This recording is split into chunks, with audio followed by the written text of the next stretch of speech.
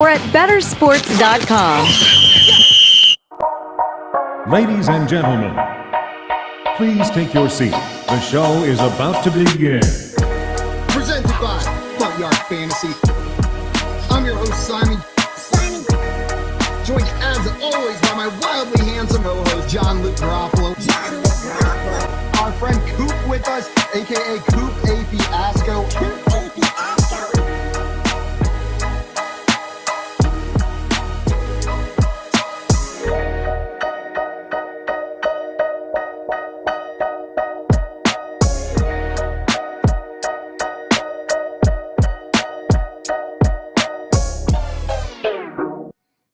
What's up, everyone? Good morning and welcome into the Front Yard Fantasy Morning Show here on Better Sports Network. I'm your host, Simon, joined as always by my two wonderful co-hosts, John Luke Garofalo and Andrew Cooper. What's up, boys? What's good? What's do? What's up? We got some people in the chat ready for this morning's show as well. Tommy here said, good morning, good morning. So early, still yawning. Had coffee, tried tea, think I need some BYOB. We got you. We got you, bro. It's coming your way. Is tea a morning drink? Can you drink tea? Yeah. Yeah, you can have tea in the morning. Are you kidding? Tea's an every time of the day drink. You're right. You're right. I would say that the morning is the most appropriate time to drink tea. You think so? Well, while I was type of tea. while I was overseas backpacking through Europe, I realized that those folks over in London, they drink a lot of tea instead of coffee. TT. That's a fun fact. Do you guys like tea? That you would only know if you'd been over there. I like the idea of tea more than I like tea, but I do like tea. Like I always think it'll be so nice to sit down with a mug of tea, and then I make it. It's so hot. I take a sip, it burns my lips, then I wait, and then it's too cold, and then it's like I just can never quite get it right. Temperature regulation is a tough thing with tea. Oh, I will tell you though, there's this Thai coffee and tea food truck that parks outside the rock climbing gym I go to. And they got weird hours, but whenever they're open, whenever I'm there, they have this Thai iced tea. I can't even begin to describe the flavor profile of it. It's like there's like a chocolatey flavor to it, but then something savory as well, then like a citrus afterburst. And it's the most delicious liquid I have ever put in my mouth. It is so good. Really, dude. Every time they're open, I buy it. If that food truck is open, I will go buy that tea. I don't care what time it is because it is unbelievable. What's it taste like? Chocolate and citrus and something savory. He just explained. He quite literally just. I wanted more detail. Yeah. And it tastes like love and like pride. That's what I was. How does it make you feel? It makes me feel self-reliant. Now, are you whenever guys? I drink that glass of tea. 2023. Are you guys into the bubble tea? Oh, I freaking love bubble tea. I knew you'd be a bubble tea guy. I knew you would be. It's funny. We just on Twitter, Coop, we were talking about the Seattle thing when I lived in Seattle. And then when I lived in Seattle, I was right next to the International District, and they had a bubble tea joint right next to my place. So it was so good. I just didn't know all summer. I didn't know if bubble tea was vegetarian. Like I didn't know if it's. Cool I don't know. I was a vegetarian when I lived there, though. To murder bubbles. It might be gelatin, which is often made from animals. Careful. They're made of tapioca, but they might, right? Aren't they like tapioca pearls? It's like, I don't know. Horse hooves? I don't know. Gelatin's not vegetarian. Well, there you go, dude. You're going to have to check on that before you drink bubble tea, my dude. You don't want to be drinking too much horse. That's what I'm always shocked by on Great British Bake Off. Have you guys ever watched Great British Bake Off? No. They'll be like interviewing someone. I've watched it. She'll be like, well, you see, in order to make my cake extra flavorful, I'm just going to grind up the bones of children and mix it in with the cake batter. Like, it's always like some weird, like, oh, yes, this cake's full of crickets. It helps with the flavor. Like, there's just always some weird ingredient. I peed in this cake. 46 pounds of animal fat and 1 pound of horse piss to make my cake extra moist. That's how I get the consistency. And the crazy thing is I trust them. I would eat that cake. All right. It's like, you're on TV. You're the chef. Give me that horse piss. Give me that horse piss cake. My girlfriend comes home and I'm in the kitchen just peeing into a bowl on the counter. And she's like, what do you, Don't I'm look. Like, I'm making you birthday cake. I saw it on the TV. We got Craig in here. Good morning, Craig. What's up? He says, Morning, Simon, Craig. I can't begin to describe the flavor profile, then begins to explain the flavor profile. I guess I can begin. I just can't end. And Albert in here saying, good morning, everyone. What's up, Morning, Albert? Albert. Good to see you, my friend. Welcome in. Albert, Also, Craig had a Albert. question for us. Said, do you prefer high tea or low tea in the morning? Ooh. In the Low morning? tea. Yeah, Low morning's tea in the a low morning. tea time, Yeah. but Not trying to deal with all that tea in the morning. usually by 7:30 we got our tea up, right? Yeah, I'd say. We'll It's a, see. it's a ramp up. Sometimes it takes till 8 a.m. to get that tea up there. Tommy in the chat said, meat bubbles sounds delicious. Meat bubbles. Let's start a boba tea place where we make the boba out of odd things. You can choose what's in your. Maybe you want a gravy flavored tea with steak bubbles, and we No, can make thank that you. for you. That sounds dope, dude. That sounds delicious, right? Maybe you want a soy sauce flavored tea with tofu bubbles. There you go, JL. That one's for you. What about like an ink flavored tea with squid bubbles? Beautiful. What kind of ink? Squid ink. Oh, what color? I think it's mostly black. It could be a blue. I don't know. Now I'm picturing pen ink. I was with Like our those little friend pens. Tim. I was with our friend Tim over the Christmas time, and we went to a restaurant together, and he ordered the squid ink pasta, and the look on his face when it came out and the entire dish was solid black. Like there was just he thought there was going to be like squid ink, like, you know, Sprinkled on it or near it or just a little bit in there, but near it. it was Yes, just we put this bowl of squid ink on the neighboring table. We hope you enjoy being near the squid ink. We squeezed the squid next to your pasta while it was cooking. I assume that's how the ink comes out. Is you It's just the thought that counts. you squeeze it, maybe like a salt and pepper grinder to get the ink It's out. just a squid. Yeah, was but Tim was terrible. just shocked when it came out like that. We got Trenton in here saying good morning. What's up, Trenton? And Maria up, saying good Trenton? morning. Welcome in, Maria. Good You morning, guys are Maria. just in time. It's that time of morning. I hope you brought something to eat, brought a snack, because we brought everything else. We got the stories, we got the news topics. You We guys got are the just meats. responsible for bringing your own breakfast. BYOB. Jill, you got any breakfast this morning? I just finished my bagel right before the show started. Your bagel. What My about you, Coop? bagel. Well, I also had a bagel. What kind of bagel did you have? It's my go-to. Just everything with the jalapeno cream cheese. Ooh, love it, dude. I had an everything bagel, but I just had a little butter on it. A little butter. Just Little showing butt. off with your cream cheese. Like Oh, look at me. I can eat cream cheese and then do a 3-hour show. No problem. Look at me. My stomach isn't going to explode if I eat cream cheese at 6 a.m. Man. Oh no, it's just first break. the man with the iron stomach. What did you, Simon? What did you have for breakfast? I had a glass of water for breakfast. I'll eat my full breakfast after this, Really? but I'd not eat. What's on the docket? For I'm the going to full be breakfast? honest. 5:30 a.m. is a little bit too early for me to eat breakfast. I'm in the No, I'm central with you. time zone over here. Like 5:30 is just a little too early for me to eat breakfast. So I'd rather wait until 9 whenever we're done here to go grab something. That's a more appropriate time for breakfast for me. What do you think? You disagree? On the docket for full breakfast, I don't know. Maybe a peanut butter tortilla. That sounds delicious. Ooh, love me a peanut butter tortilla. You're the only other person I know that eats peanut butter tortillas, JL, but it's a go-to. It's a staple in my mom. diet. You're the only two where I people I know. So what do you do? How do you do it? Do you just fold it in half? Is it a fold in half? Fold in half. Eat. You're good. Or if you're feeling spicy, you can do a slightly thinner layer and you can roll it up and you have a nice peanut butter roll-up. Like they do the cheesy roll-ups at Taco Bell, but with peanut butter. Like a taquito. Do you ever toss it in the quesadilla maker? Never. No, but sometimes I heat up the tortilla a little bit in the air fryer and then just throw some peanut butter on it just to get a little crispy, a little brown edge on it. I'll have to give that a try. Do you ever go full PB&J, or is that taking it too far? Sometimes, but it gets like I never think to do that. the J's weird with the tortilla for some reason. Yeah, it's like the ratio's all off because there's not enough. Yeah. There's not enough bread in there I to can see support the double. I don't know. Just I never thought about it. I never felt like it was missing from it. Yeah. I do it sometimes. If you're gonna go PB&J, you just make a real sandwich, like a real boy. Let me ask you guys this: have you guys ever done put sugar on your peanut butter sandwich, like sprinkled sugar on the peanut butter? I've done salt. Put some salt on Ew. my peanut butter. Oh, I think both of you guys are saying why peanut butter is already a meat.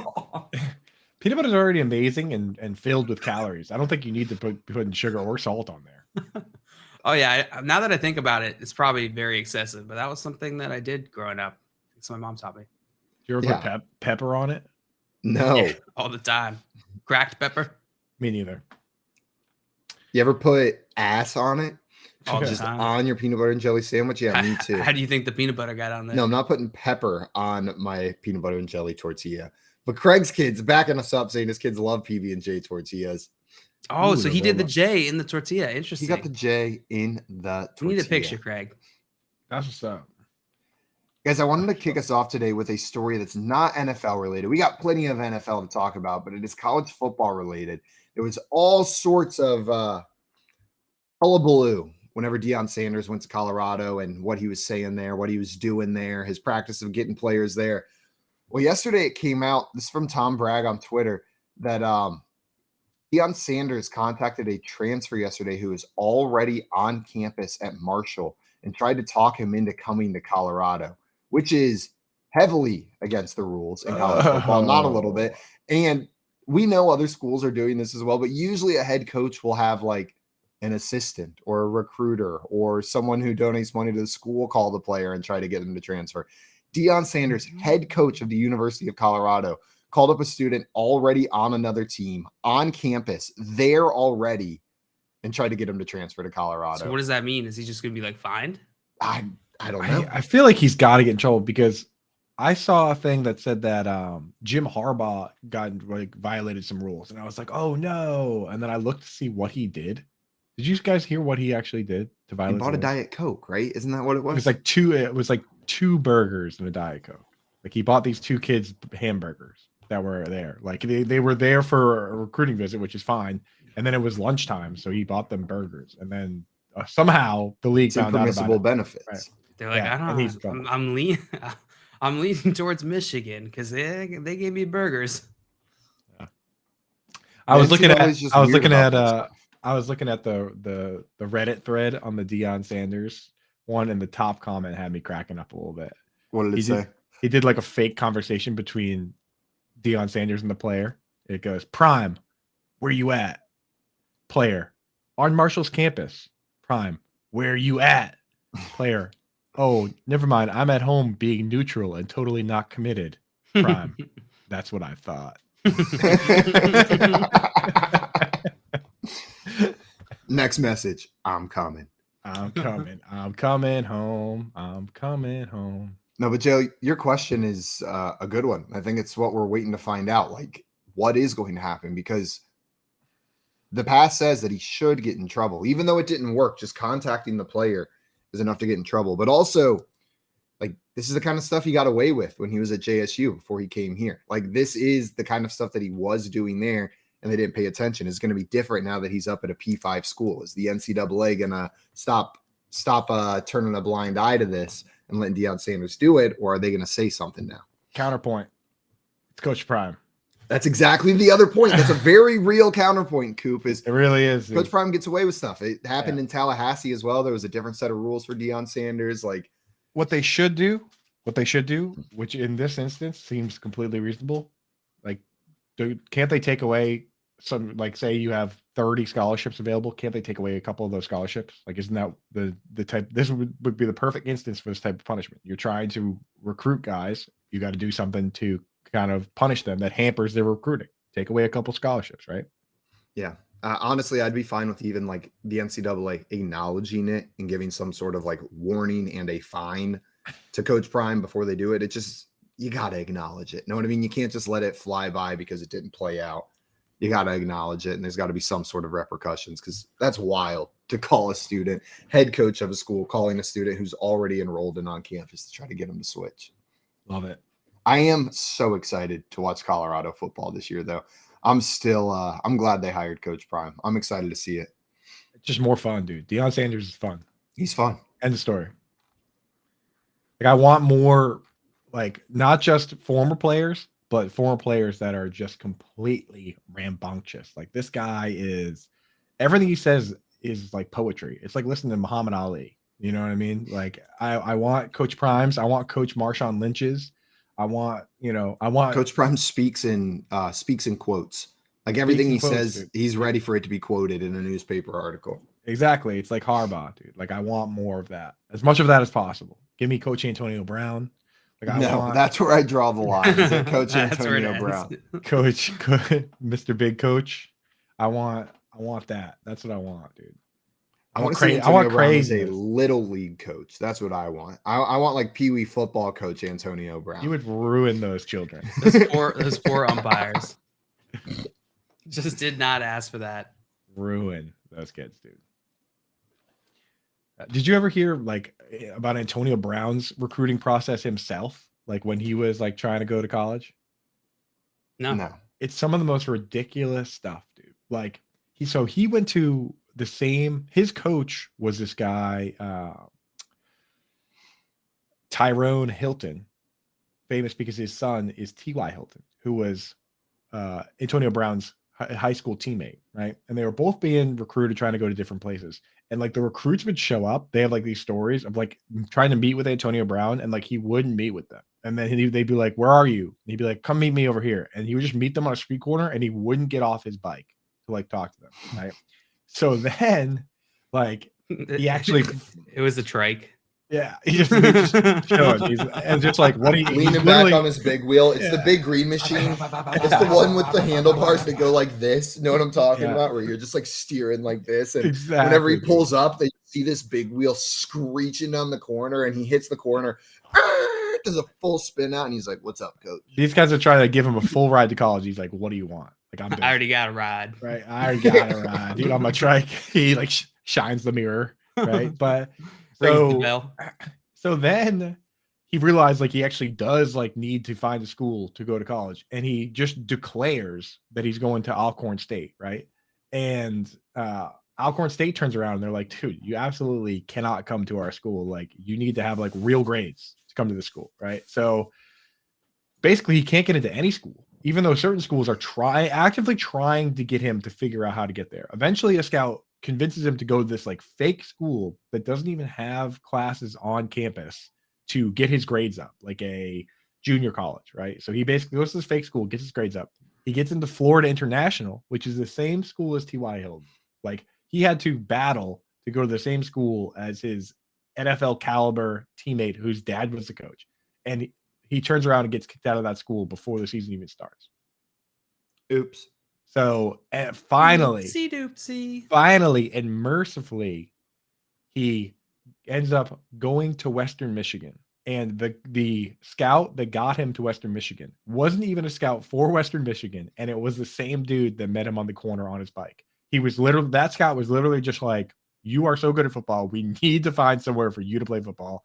It can't be our school because you're an idiot, but like, we're going to find someone, that will let you play football." And it turned out to be Western Michigan. That's funny that guy was like, "Look, you ruined it here, but I gotta watch you play football." like literally, it's like he's playing like this guy, like not only was he playing with T.Y. Hilton and T.Y. Hilton's dad, and he was better than him. So like he had to go somewhere, but a lot of people don't know that Antonio Brown's dad is considered to be the greatest arena football player of all time. Eddie Brown, better than Kurt Warner, better than anybody else. When you look at the lists, most lists will have Eddie Brown listed as the greatest arena football player of all time. That was his dad, and he still almost didn't get into college. Freaking wild. Yeah. Dumb. That dude, dumb. Guys, we got some bad news yesterday surrounding Tua Tagovailoa. He is not going to be playing this Sunday. This comes from Ari Myrov. Dolphins say Tua Tagovailoa has not been cleared to return yet and is out for Sunday versus Buffalo. So we had a feeling this would happen, but now it's official. No Tua on Sunday. Bummer. Big bummer. Yeah, that stinks. And the spread moved almost immediately. What's the spread at now? It's high. So I thought it opened at 10.5. Then I saw it drop to 9.5. Is it back up again? It's 13.5. So Vegas did not know that Tua wasn't going to play, clearly. So Vegas, I thought that the 9.5 spread had it baked in that Tua wasn't going to play, but clearly they thought Tua was going to play because it jumped like that, yikes, right? So yeah. So now that is the the game with the highest spread by far at 13.5 with no Tua. Are you guys taking the Bills in that? Think the Bills cover? I mean, yeah, dude. I mean, I think let's so. just say this: get it at 13.5 before it goes to 14. I think I would take it at 13.5. This Bills team, I think they're on a mission, and this is rough going for the Dolphins. It's rough going for the Dolphins. They're not going to be able to keep up offensively. Skylar. Well, now is Teddy Bridgewater going to play? Because I think it's Skylar Thompson that's expected to play, right? I think Teddy Bridgewater is trying to play, but right now it's Skylar Thompson. Oh man, That's what I was reading yesterday. Skylar Thompson's hero moment. Do you think he's like hyping himself up? Do you think he's like in his bedroom looking in the mirror? Yeah, there's one of two routes. He's either like, this is your moment. You can do this. Or he's looking in the mirror and he's like, what the hell? I was the third string quarterback on a team that's been nothing but bad. And now all of a sudden I'm starting in a freaking playoff game against the Buffalo Bills. I like keep staring at me. I like the picture that he like doesn't even care. Like he's just like, playing Call of Duty, and then he's like, "What? yeah, I've been starting. It's not a big deal." You know what I mean? Like, okay, who's Bill? Right. Oh, the Buffalo Bills. Gotcha. I got 30 minutes left on this double XP, so thanks, Mom. Yep. Mom, but it's actually Mike McDaniels. Stop calling me Mom. Please stop calling me Mom. Sometimes NFL players live with their moms after they start in the league, and that's okay. It can be frugal. Like Philip Lindsay lived in his mom's basement. That salary, and you're saving all that cash. All that, dude. And plus, you're at the bar, and you're like, the chick's like, "Where do you live?" And you're like, "With my mom." And then she's about to walk away, and you're like, "Hey, play for the Broncos." And she comes right back. That's probably what Philip Lindsay's pulling that move, dude. Well, hold on. I'm on TV. Philip Lindsay of the Denver Broncos is probably what he was pulling. Yeah, not heard of me. Can I ask you guys some advice here? Yeah. Talk about the Dolphins. A couple weeks ago, if you remember correctly, I put in a bet that the Dolphins win the Super Bowl. And it was plus 3,400 odds. I guess that has gone down because I can cash that out for like $2 right now. Do I cash out for the $2? Because the whole Tua thing has got me shook. I'm like, if Tua doesn't play, this bet is kind of dead in the water. I can't imagine the Dolphins have a chance to win the Super Bowl with Skylar Thompson. What would you guys do? So what's worth more to you, that $2 or the hope that a miracle could happen? You know what I mean? Like, because it's highly unlikely. It's highly unlikely, but is $2 worth taking away that hope? Here's what you do. I don't know that I'm taking away the hope. I think Tua is taking away the hope. So when did you put the bet in? It placed 12.19. Okay. So, and it's to win like $3,000 if it hits? No, it's like $12 to win $420. So I don't know. So why don't you just keep? Yeah, that's not really enough. I was gonna say just keep betting on the teams the Dolphins are playing, right? So. Oh wait, if I cash out $2, I still lose the $10, right? Yeah, that's such a ridiculously bad move. All right, definitely not doing it. Yeah. Then. Why don't you just bet on like the Dolphins money line? Put like $100 on the Dolphins. Not the Dolphins money line, on the Bills. Put $100 on the Bills to win like $20 or whatever. And then if the Dolphins somehow win, then you still have your bet going. So you're still and then you cash it out probably for a decent amount if you don't think they're going to win the next game. That's smart. That's the hedge move that Tommy's mentioned there, though. I always say that hedging is for gardeners, not gamblers. So if I were you, I'd put $100 on the Dolphins to win. Double down, baby. That's all down. I actually did put in another bet. I have legally, obviously, through a friend I know in Rhode Island, because betting's not legal in Massachusetts yet, obviously. But I already have a bet that is $100 to win $1,800 if the Vikings just go to the Super Bowl, and then I just put down another $100 that the Cowboys win the Super Bowl, win the whole dang thing. Put your money where your mouth is, dude. I just want to see Jerry Jones salt his McMuffin on national television. That would just salt my McMuffin if he would win that game. But I would love to see him have to do all the media after. amazing. He'd be on like the morning show and like, oh my god, he'd be so ridiculous. It would be the best. The Jerry Jones Super Bowl tour. You'd go to every McDonald's in the country. Just We got imagine Craig in the- Mark Davis Super Bowl tour. Oh, I need it. The haircut. I need it so bad. We got Craig over here saying, I would say that this is good news for Tua. He needs to be fully healthy. Give him off until next season. And I do agree with you, Craig. Yeah. Short-sighted to say this is bad news for Tua. I just meant from a if playing is good news and not playing is bad news. But holistically, you're 100% right. We want Tua to be fully healthy, and the concussions are scary business. If there's any questions, he shouldn't be on that football field.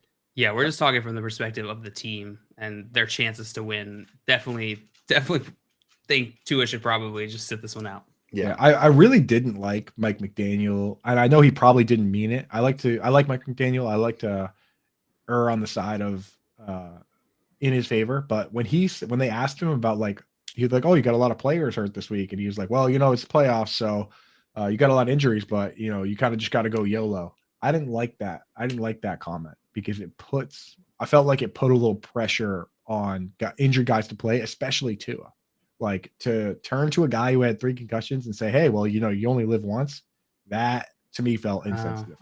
It's weird. I heard it not from the perspective of him saying YOLO to the players, but him saying YOLO to like the team. playoffs. Playoffs. Like, and I think that's what he meant. But the way when you think of it in the context of what the reporters are actually asking, which is that's the injury they care about, right? The quarterback. Yeah. And then he turns around and says, "Well, you only live once," which he didn't quite say. Like YOLO really doesn't quite mean that, If you even though read it it that technically way, does. if you read it that way, I bad. can totally see it coming off like that. But I did not even consider it originally. And then I see Mike McDaniel with his big watch and his his sneakers, and I'm like, of course he didn't mean it like that, dude. He's a child.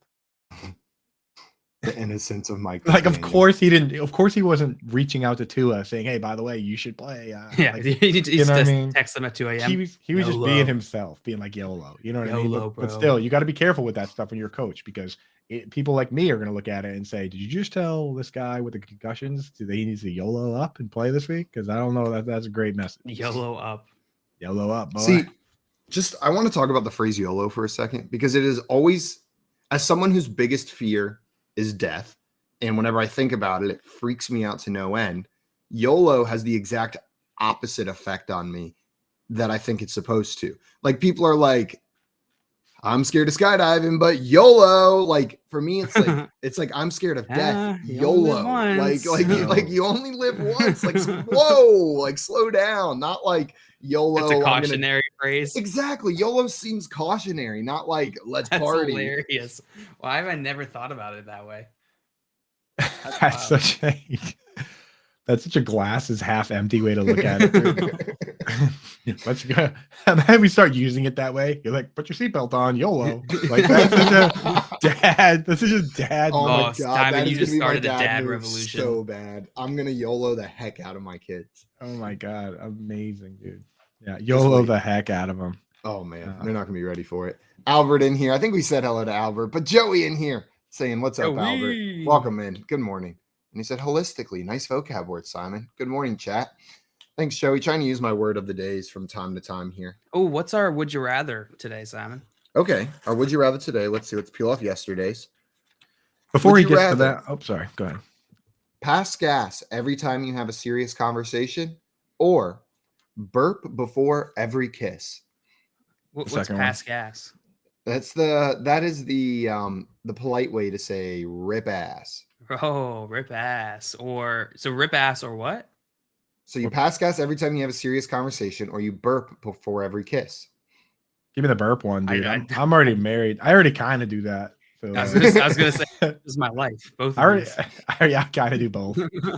I'm just a gastric mess who lives with someone I kiss, so I burp in their mouth on a daily basis.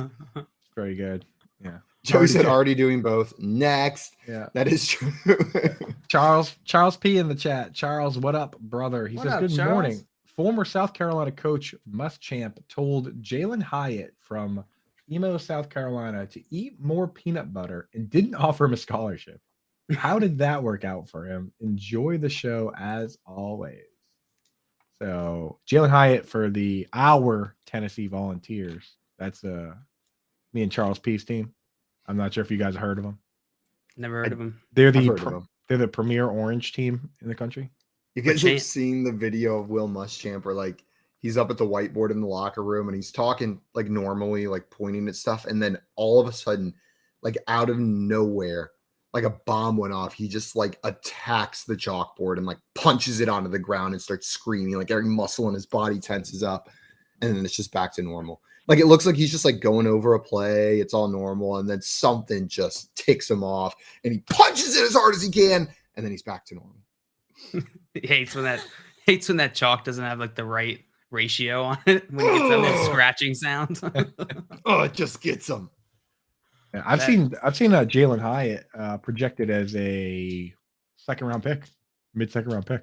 He's a wide receiver, so good player, big player. Yeah. Yeah. There's some news that kept going back and forth. I kept seeing reports on this, but apparently, according to Ian Rappaport, the defensive coordinator Mike LaFleur is not going to be with the team anymore. Did you guys see this yesterday? I did see that, yeah. Snip, snap, snip, snap. Yeah, it was weird. Because I saw he is with the team. It's confirmed he is with the team. He's not Correct. with the team. No, the He head is coach with has the confirmed he is with the team. And then now you're just now letting me know. The last I saw before I went to bed was that he was with the team. Guess he's not with the team. They're That's not mutually parting ways. Not fired, of course. He was not asked. Classic way to get fired. Yeah, we agreed. The relationship just wasn't working out for either of us. We had a long It's talk. mutual. We agreed that I should be fired. That That's is how it goes. kind of how that went. That's kind of how that went down. Dude. Yeah, we came to the same conclusion that I shouldn't have this job anymore. It's actually a really funny. Usually It's with a funny response to that. usually with that much turmoil at quarterback, you can kind of get away with it. You can kind of just point and be like, "Look, what was I supposed to do with all these guys? Flacco's and Wilsons and Mike White's." Yeah, I Like, like to imagine in the like exit interview that he does with Jets HR, they're asking him like about his job satisfaction. He's just like, yeah. Right like there. while just pointing at the pictures of Flacco and Zach Wilson throughout the office, just But Jets, being a Jets coach is just got to be ridiculous though, because it's like, not great organization historically, and currently not great organization, but all the media scrutiny that comes with being in New York, like you're just getting the worst of both ends there. Like at least some of these bad teams, like at least when you're like the Cardinals or whatever, you can kind of hide down there. Like nobody knows what's going on, dude. but you can't hide when you're the Jets or the Giants. And the Jets and the Giants, there's a depressed fan base and there's an angry fan base. The Giants, I feel, have that like depression attached to their fandom, and the Jets have like a deep to their core anger attached to their fandom. I feel like. I just picture that dude, Fireman Ed. Do you know the guy I'm talking about? No, but I'm gonna Google him and find out in a second. Google Fireman Ed. They have like most teams have like this like one fan that's just like, Oh, very I know who prominent. you're talking about. yeah, and that dude is always so pissed. And he goes back and forth about like being a Jets guy, and then like he gets disowned by the Jets, and then he's back. Like I never know if Fireman is even a thing or not, but like every time I look over, that dude is mad. He's upset. Do you think he's a bank robber too? Man, that Chiefs story really rattled me. Every time I see these super fans, I'm like, what's your story? How do you afford to be at Who are you every single robbing? game? What Tommy in kind the of criminal chat. are you? Tommy in the What's your chat angle? wants to know what so tomorrow will be tomato day, and Tommy wants to know what we're setting the over under at and how we're handling this situation. The tomato I gotta do some analysis tonight on setting that line, on where that line is going to be. I got to do some further analysis, some research into average tomato eating times, the speed of mastication of the average adult male, if BMI or height comes into play here. So there's some more science to be done before we can set that line officially. I should see if I have an apple in the fridge. Like I could eat an apple today and give you a general idea. But the thing is, I don't know if I want to or if I can rush through eating this. So I don't know if we can set the time at like less than a minute. Like I'm not gonna just like Power through. I don't think You're not gonna just Just throw that tomato down your gullet. I was just gonna casually eat it while we chatted about stuff. You know what I mean? But then we got this Lucra sponsorship, and now everything's going crazy. I feel like you're gonna do that cartoon move where you try and throw it in your mouth and swallow it, and then it just gets stuck right here, and you're like, ugh, And you can see it going up and down. Yeah. Oh, I wish I was a cartoon so bad. I know. It'd be sweet. Joey had a question for us. I have a video game question. Pokemon Violet or Scarlet, good for an airplane with no Wi-Fi? Yeah. Fantastic. You don't need the Wi-Fi. There's Wi-Fi enabled features, but you literally don't need them at all. Yeah. Well, let's just focus on the first part of his question without the second part. Pokemon Violet or Scarlet, which one is the one that you should get? Doesn't matter. Do you like future or do you like past? Because the legendary Pokemon, you either get like the future themed future themed Pokemon, or you get the past ancient themed Pokemon. Scarlet is ancient, Violet is future. Pick which one you like. I kind of like the idea of the ancient ones. I kind of like the idea of like the Kabutops and that other one, Omastar. Well, these are even more ancient than those guys, than the fossil Pokemon. They go even further back. What you mean? You got to play the game to find out. I'm not going to spoil too much. I'm a few games behind, dude. I still got to play. I've been trying to get them in order. I've been trying to get my hands on the Crystal, but you can't. Simon pointed out why, right? Because you can't find one that has batteries still. Well, you can get the battery. I have Crystal. If you wanted to borrow it, Coop, it just needs a new battery. Could I please? Yeah. Would you? I can, if you'll repair the battery, I'll send it. Or if you'll pay for the battery repair, then I'll send it to you and you can borrow it. That sounds like just homework. I'm probably just I'll probably just pay extra. Well, I could probably find one for like $100 that I don't have to like do a chore, right? Probably. That's why I haven't done the chore or played it, because it's just an extra step to play in. That was really disappointing because I really thought you were gonna be like, oh yeah, I have one that works. Like, nope. I can find them that don't work. They're all over Facebook Marketplace. It's just garbage. It's just trash. Broken Crystal game. Who wants it? Apparently, a lot of people, because they still sell the broken ones for like $30. Saw a tweet yesterday from Jeremy Roush talking about a quote from Jamar Chase. And Jamar Chase said there will be get backs for some of the things the Ravens were doing to him on Sunday. He said, we've got something for that. Just coming out and said there's going to be like, what do you I'm saying, just imagining Jamar? they're booby trapping the next game. They're just setting up the stadium. So like someone steps on one part of the field and like confetti shoots out from the ground. You see Jamar Chase running and he just drops a banana peel behind him on the field. Oh, we've got something for that. Whoops. Wasn't me. Also, I just love this because I feel like, I don't know, Joe, you're an AFC North fan. I've been an AFC North fan. Coop, you're on the outside looking in, so maybe you can give the full perspective. It feels like this conference hates each other more than any other conference, that the teams and the players just have this like vitriol and hatred towards each other on the field, off the field. It's just like, I don't feel that level of hate towards the other teams in the other conferences. When I view the AFC North from the outside, it's like, picture this is, World War II, right? And then you've got all these different types of warfare, like high flying warfare and all that. Like the AFC North really feels like the trenches, the actual trenches. Like these games are, to me, I look at these games and the over-unders are always like, 38 points, and these teams beat the hell out of each other. Like whenever I picture these like AFC North matchups, they just, to me, it's so gritty. Anyone can win, and it's just going to be like a bloodbath. And a lot of times it is. So that's how I often view the AFC North. Like it's almost like a totally different brand of football, in my opinion. Like I agree. The Browns go out and they use 3 tight ends, and then like the Ravens are using a fullback and a tight end and no wide receivers. It's just like a totally different game. Some of these games. Craig, how do you say not just banana peels, Jamar's turtle shells of different colors and a star? He's going to go full Mario Kart during this game. I can see it. Happy to see it. And Trenton said the whole Bengals team was seen eating fish and beans. They got something special for them, all right. They got a fart on them. Is that what Trenton's implying? They're just gonna make that field stinky. Oh, the Bengals chose the pass gas option on today's Would You Rather. That's what they're taking. Also, Jamar Chase, maybe if you're planning on like doing dirty things in the game, if you're planning on like playing a little dirty, don't say it out loud to a member of the media who's then going to tweet it, and the referees are probably going to see it and maybe be watching you a little It's closer. like, oh man, I told you that in confidence. Like maybe keep that to yourself, Jamar. That's really funny. Seems pretty silly. Did you see what was reported with the rookie from the Cowboys, that there's an arrest warrant out for him? I did not see that. Yeah, so there was reported it was Sam Williams. Now I gotta find it again. Rookie Sam Williams, who has played pretty well. He's got like three or four sacks. He's multiple fumble recoveries.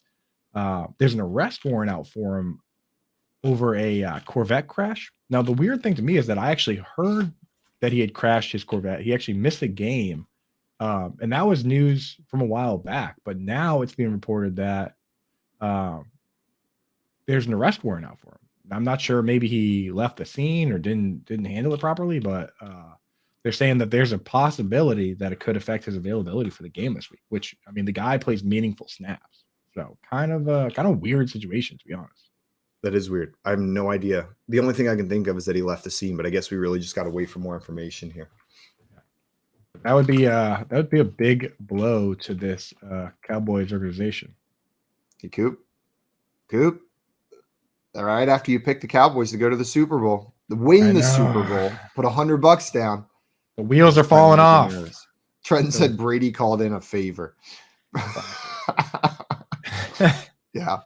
Brady called him up and said, hey, look, that defense is getting pretty tough over there. I would not at all be surprised if Brady was just pulling every string possible. Also, Craig said, not weird. He is on the Cowboys. That is how it works with the team. He says, just get used to it, Coop. Yeah, that's true, dude. I mean, Jerry Jones not as good at sweeping things under the rug as he used to be. Oh, he's just as good.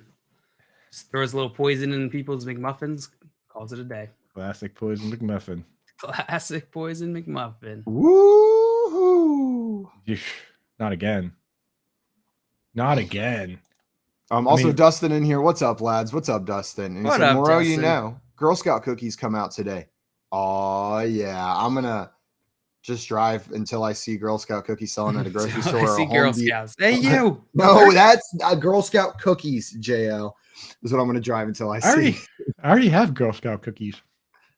Was I ahead of the curve on them? Did I have an inside track? I don't know. My wife got them, but I've got the lemon ones. I got Samoans, bro. I've been munching those, even though I'm supposed to be on a diet. I'm still pissed they got rid of my favorite ones. The little like powdered sugar covered lemon wedges. They were just little lemon wedges covered with powdered sugar. You know how I didn't describe it any differently? Just said the words in a different order right there. Lemon wedges. Said the same.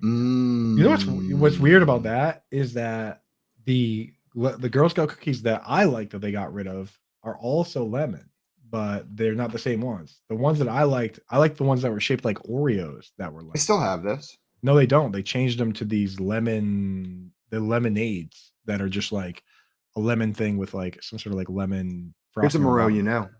Based on where you are in the country, the company that produces the Girl Scout cookies is a different company, and you'll have slight different variations of the same Girl Scout cookie or slightly different cookies. It is not one cookie company. It is multiple cookie companies, and depending on where you are, there's regional varieties of the Girl Scout cookies. My life is a lie. That's pretty interesting. So you've only been eating those East Coast Girl Scout cookies. That's all you know. East Coast ones are dope. So dope. Oreo does make lemon cream ones. So maybe I'll just get those.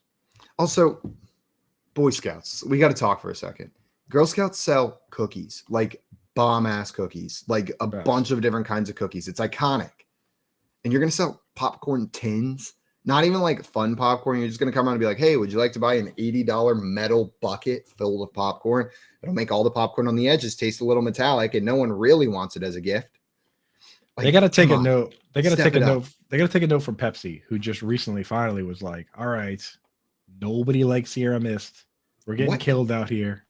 Yeah. You didn't hear that? No, what's going on? They got rid of Sierra Mist? Sierra Mist is gone. Sierra Mist is done. Sprite won that battle. They're converting to a different lemon lime flavored soda. I think it's going to be called Starry. Like Starry? Night. Like Starry Night. Well, that doesn't sound very good. You like Sierra Mist, Simon? I like Sierra Mist. I'm not like a Sierra Mist truther. I like Sprite better, but like if I'm at a Pepsi serving establishment, I'll be fine with a Sierra Mist.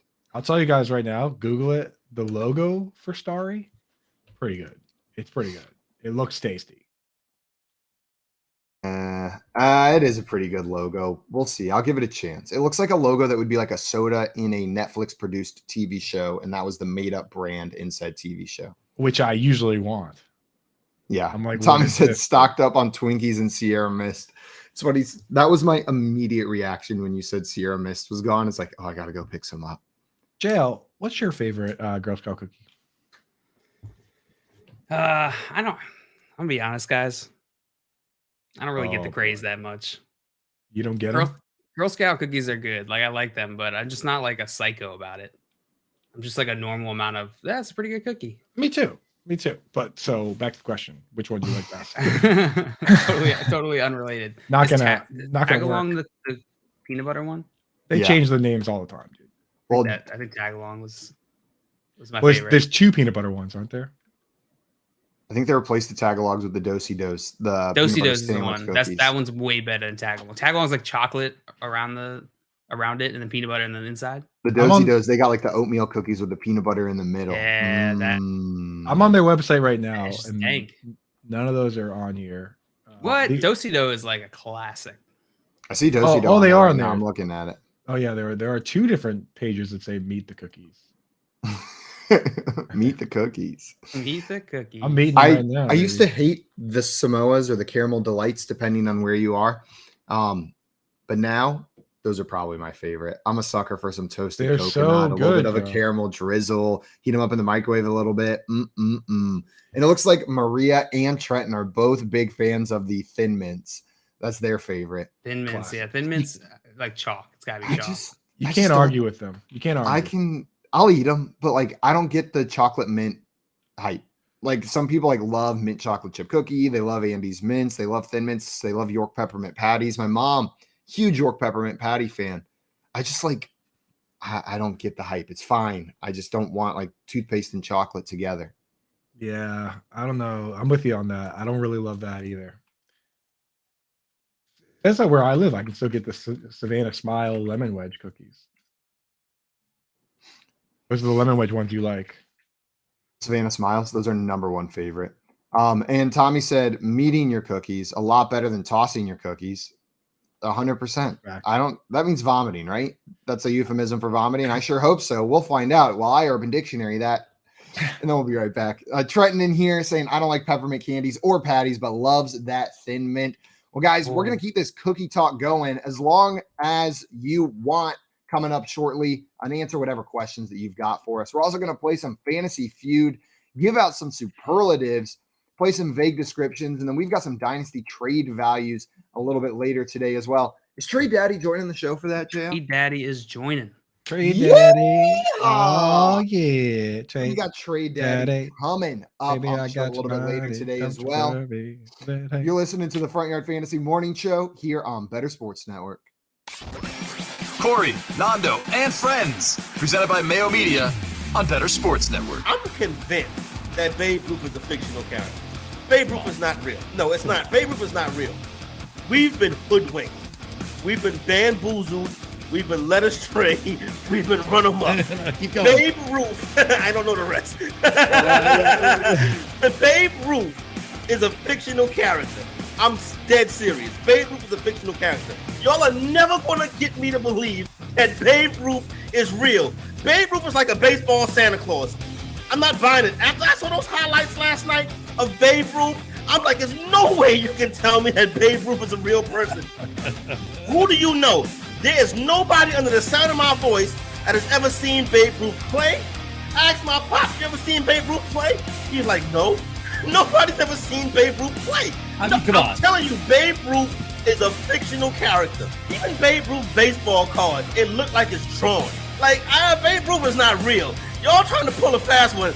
Listen, I don't know who made this up. Maybe it was Phil Rizzuto. Maybe it's the Lenny Melnick. But Babe Ruth is not a real person. There's no way. Everything about Babe Ruth is sketchy. If you didn't go to the games, how do you know that it really happened. Or I listened on the radio. You listen to Ovaltine on the radio. That old school radio was all fiction. Everything on old school radio was fake. But you think Babe Ruth is real. Look, he lived until 1948. So if you find someone who's like 85 years old, they might have remembered him when he was little, when they were a little teenager. Babe Ruth was made up by baseball purists. I am certain. You do that thing where you pause the Babe Ruth video and you zoom in and you zoom in and you zoom in. You see like some artist's autograph like right here. Yeah, you like digital art right here. Yeah. Somebody needs to investigate this and see if Babe Ruth is a real person. I'm pretty sure Babe Ruth is a fictional character created to make people think that like there was this great jolly old baseball player that drank beers and ate hot dogs and hit 60 home runs. Like the home run record before Babe Ruth was like 14. You know what I'm saying? Yeah. Like, and but now he figured it out. Like who figured out the dunk, right? Like he's just like that's like Dr. J or something, right? Then Dr. J, probably was before Dr. J, but Dr. J made the dunk famous. Babe Ruth made the home run famous, or maybe that was a way to get people to like, we're gonna make baseball America's pastime. But in order to do so, we need somebody who we can make the face of the sport. And they didn't have no face of the sport. So they're like, okay, let's make him a fictional guy that played for the Red Sox and was traded to the Yankees for like tickets to tickets to cats. You know what I'm saying? Like the Red Sox get a Yankees. You tried to say is there any footage of Babe Ruth in the Red Sox uniform? None. I'm telling you, Babe Ruth is a fictional character.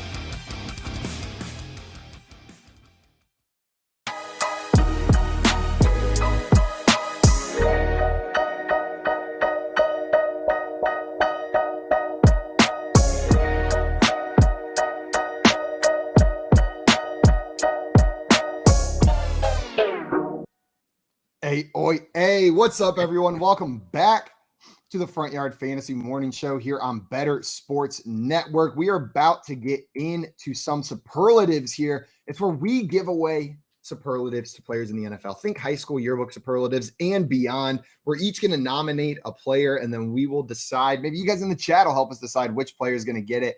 Maybe we'll throw some polls up on Twitter as well. Guys, we got some good news here as well. If you want to compete with us, if you want to compete against us, if you want to show us you're better at fantasy than we are and all the other hosts here at BSN, you can join our NFL postseason playoff challenge sponsored by Lucra. There's a link right here in the app. You can go to bettersports.com. You're setting a lineup for the entire playoffs. Most points at the end is going to win. 2 players max from each team with a cash prize of $500 for first place, plus an autographed full-size NFL helmet of the winner's choice and free entry into the 2023 RT Sports Fantasy Championship for a chance to win the $500,000 grand prize. So click that link, sign up, and compete in the NFL Playoff Challenge with us, sponsored by Lucra. You guys are going down. JL, Coop and I got some practice drafting. Now, this isn't a draft. You get to set whatever lineup you want, but we've gone through the exercise of having to think through, dear God, which teams am I going to pick players from? That was pretty hectic, dude. I'm not going to lie. That draft is wild. It was how you know it's wild is I drafted my first share of Gabriel Davis I've ever drafted anywhere in any format ever whatsoever. I've never drafted Gabriel Davis before, but I saw it. I panicked because Luke picked, or your name's not Luke. Your name's Luke. My name's Lucra. Your name's Lucra. And I full panicked. And I was like, he had 5 touchdowns last year. Let's get him in there. Once I picked AJ Brown, your brain said your brain immediately said that you couldn't pick Devonta Smith, even though that's who you really should have taken. 100%. 100%. You just took worse Devonta Smith on a different team when you already have Jalen Hurts on your team. Like you had the pick right there. I need 4 games from the Bills. I need them to make the Super Bowl, and I need Gabriel Davis to have 2 at least big Gabe Davis games. Like 2 multi-touchdown games is what I need from him. Anybody that wants to watch that draft, it is available on the app now, on the Better Sports app. If you go into, I think if you just go into events, right, it's in there under those items. So you can watch that after our show or later on today instead of watching Corey and Nando. So definitely log in 3:00. You gotta watch Moose and Keith, obviously. But later today, 3:00, instead of watching Corey and Nando, log in, watch the draft, and you can see how we handled our playoff draft here at Better Sports Network. Man, Corey had me dying during that break. Oh my God. There was one line that just got me where he said There is nobody under the sound of my voice that has ever seen Babe Ruth. Now that's a phrase. There's nobody under the sound of my voice who's ever seen him. Like, that's a Corey quote right there. He's a myth. God, I love that. Man, Corey, I'm going to be saying that. That's getting added into my vocabulary, into my like lexicon, is there's nobody under the sound of my voice that has ever done that. You guys ready to get into some superlatives? Oh, yeah. I'll propose one. We're each going to nominate a player, and then we'll have some people vote on who's going to come out on top here. First up is Best Dancer. Best Dancer is the first category. Coop, you got a nomination for us? It's got to be Mike Gesicki. The strongest gritty out there. And he practiced in the mirror. Yeah, if there's a category of most improved dancer, I would say Mike Gesicki, because I think, obviously Justin Jefferson, he has the natural talent to gritty it out, to do a strong gritty, but Mike Gesicki had to work for it. He had to earn it. And the next time he came out and did a gritty, it was still pretty bad. It was still, he went way too long, but I will say it was better. So I'm going to give it to him, man. I'm giving it to Mike Gesicki. He stepped up in the face of adversity, and he was funny on Twitter about it. And that's what I like about him. So he's taking it home. Mike Gesicki. John Luke, you got one? Yeah. Best dancer. I'm going to have to go with Jalen Waddle. I just feel like he's an innovator. The Waddle. It's not just the touchdown celebration. It's the future of dance. He's changing the entire genre of the touchdown celebration dance. The penguin representation just hasn't been there before. Can I change my answer? Of course. Sorry, Jalen Waddle. Get out of here. Who was it? Was it Alexander Madison who twerked in the end zone? Oh, yeah. I think it was Alexander. Change my answer to Alexander Madison. Alexander Madison for the twerk. Dale said, "Oh, I remembered that." That was great. Did you see his comments on that? No. He was like, I tried to appeal it. They wouldn't even let me. He goes, the money was just taken out of my check. He's like, my check showed up and the money was already taken out. So the league was just not having it with that celebration. He also faked an injury as part of it, so I can see why the league would be like, "Nah, dude, everything you did was messed up." Fake an injury into twerking.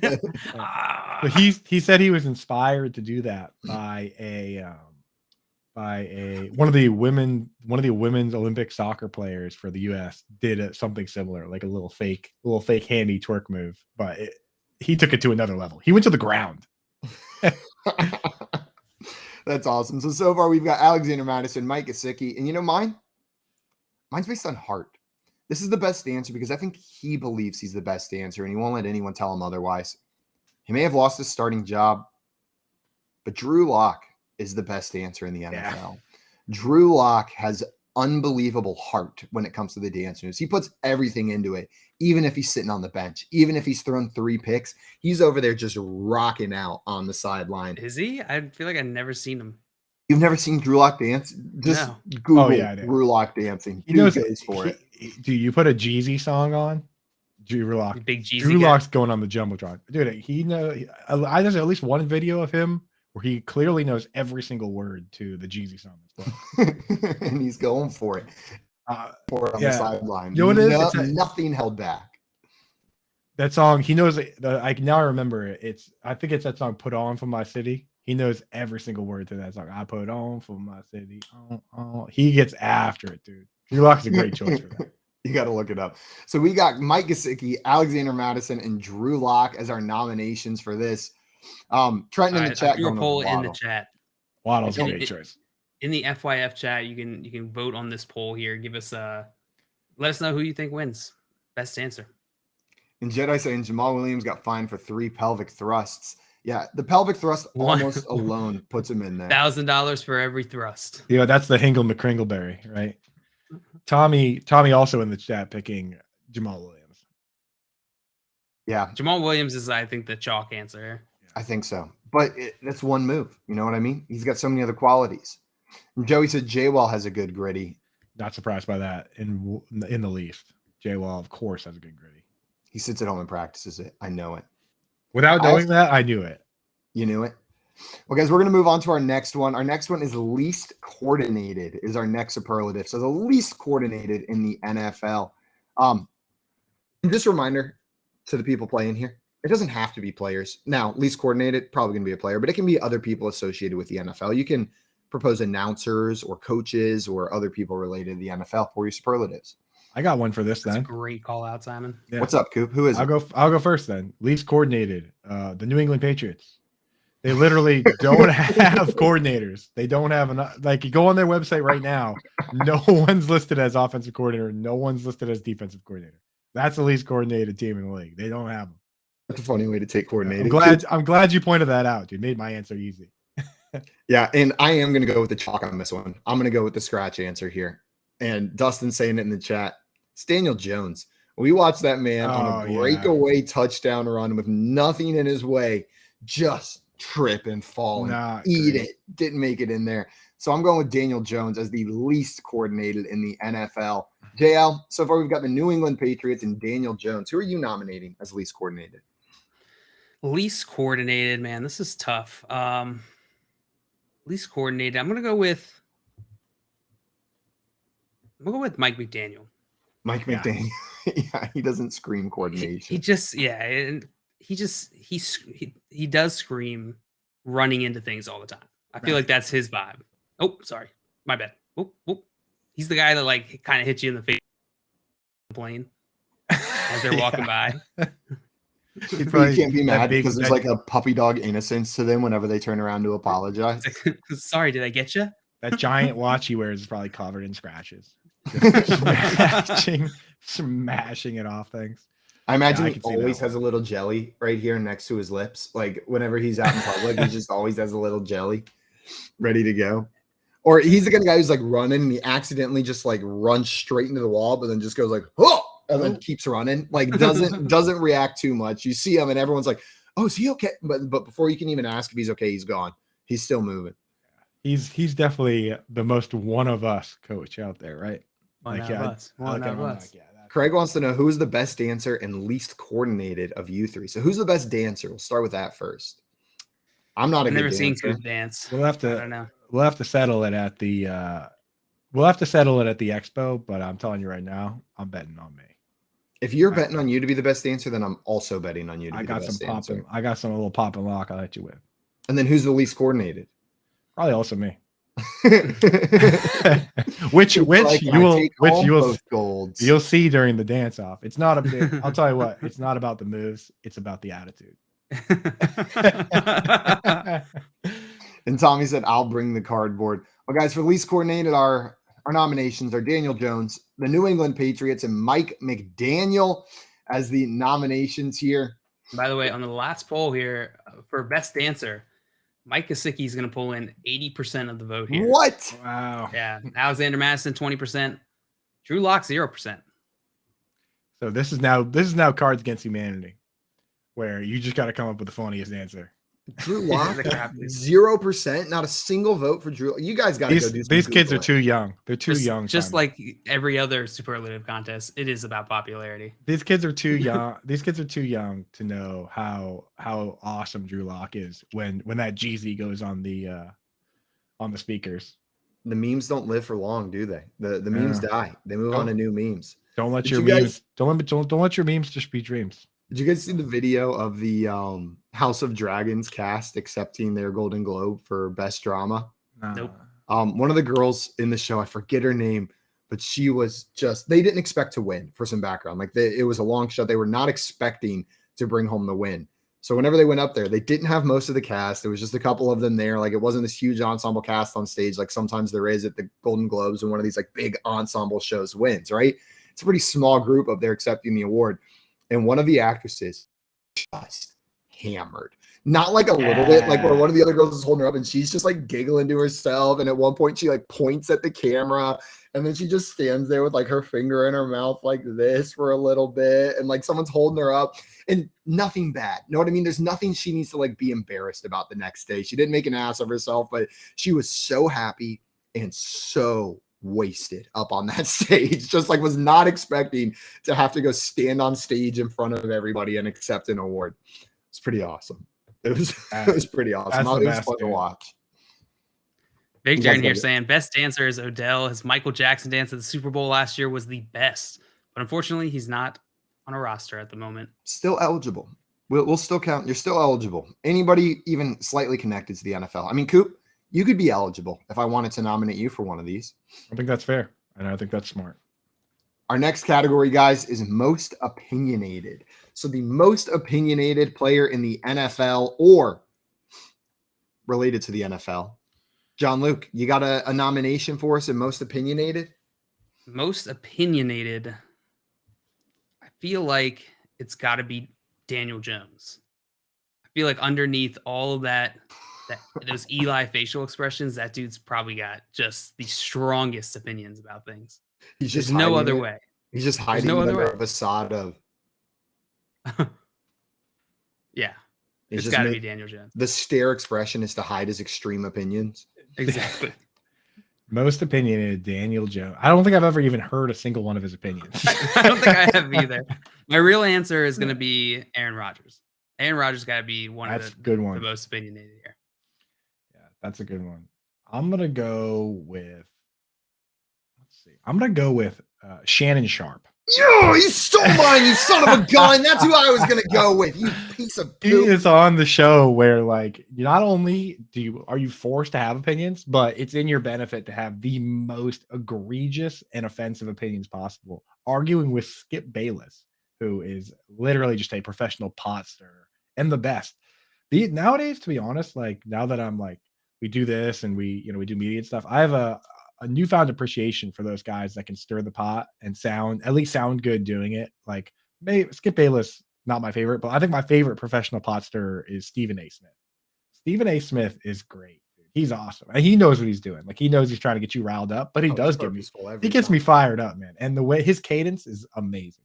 Stephen A. Smith is a beast. Every time he gets me, every time I'm watching him and he gets me, and I'm like, oh, like there's that anger. I'm like, oh, he did it. I know what he's doing, and he's doing it on purpose, and he still did it to me. Like, got that reaction.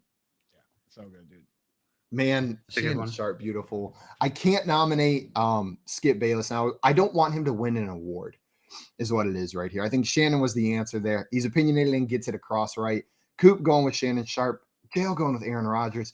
I don't think I'm beating those two. Like, I think those two are the best answers here. They're the number one best answers. But if I got to come up with someone who's very opinionated as well, I'm going to go with a man who couldn't deal with just being the head coach, had to also be the GM, whether he was ready for it or not. And I'm going to say Bill O'Brien is very football opinionated.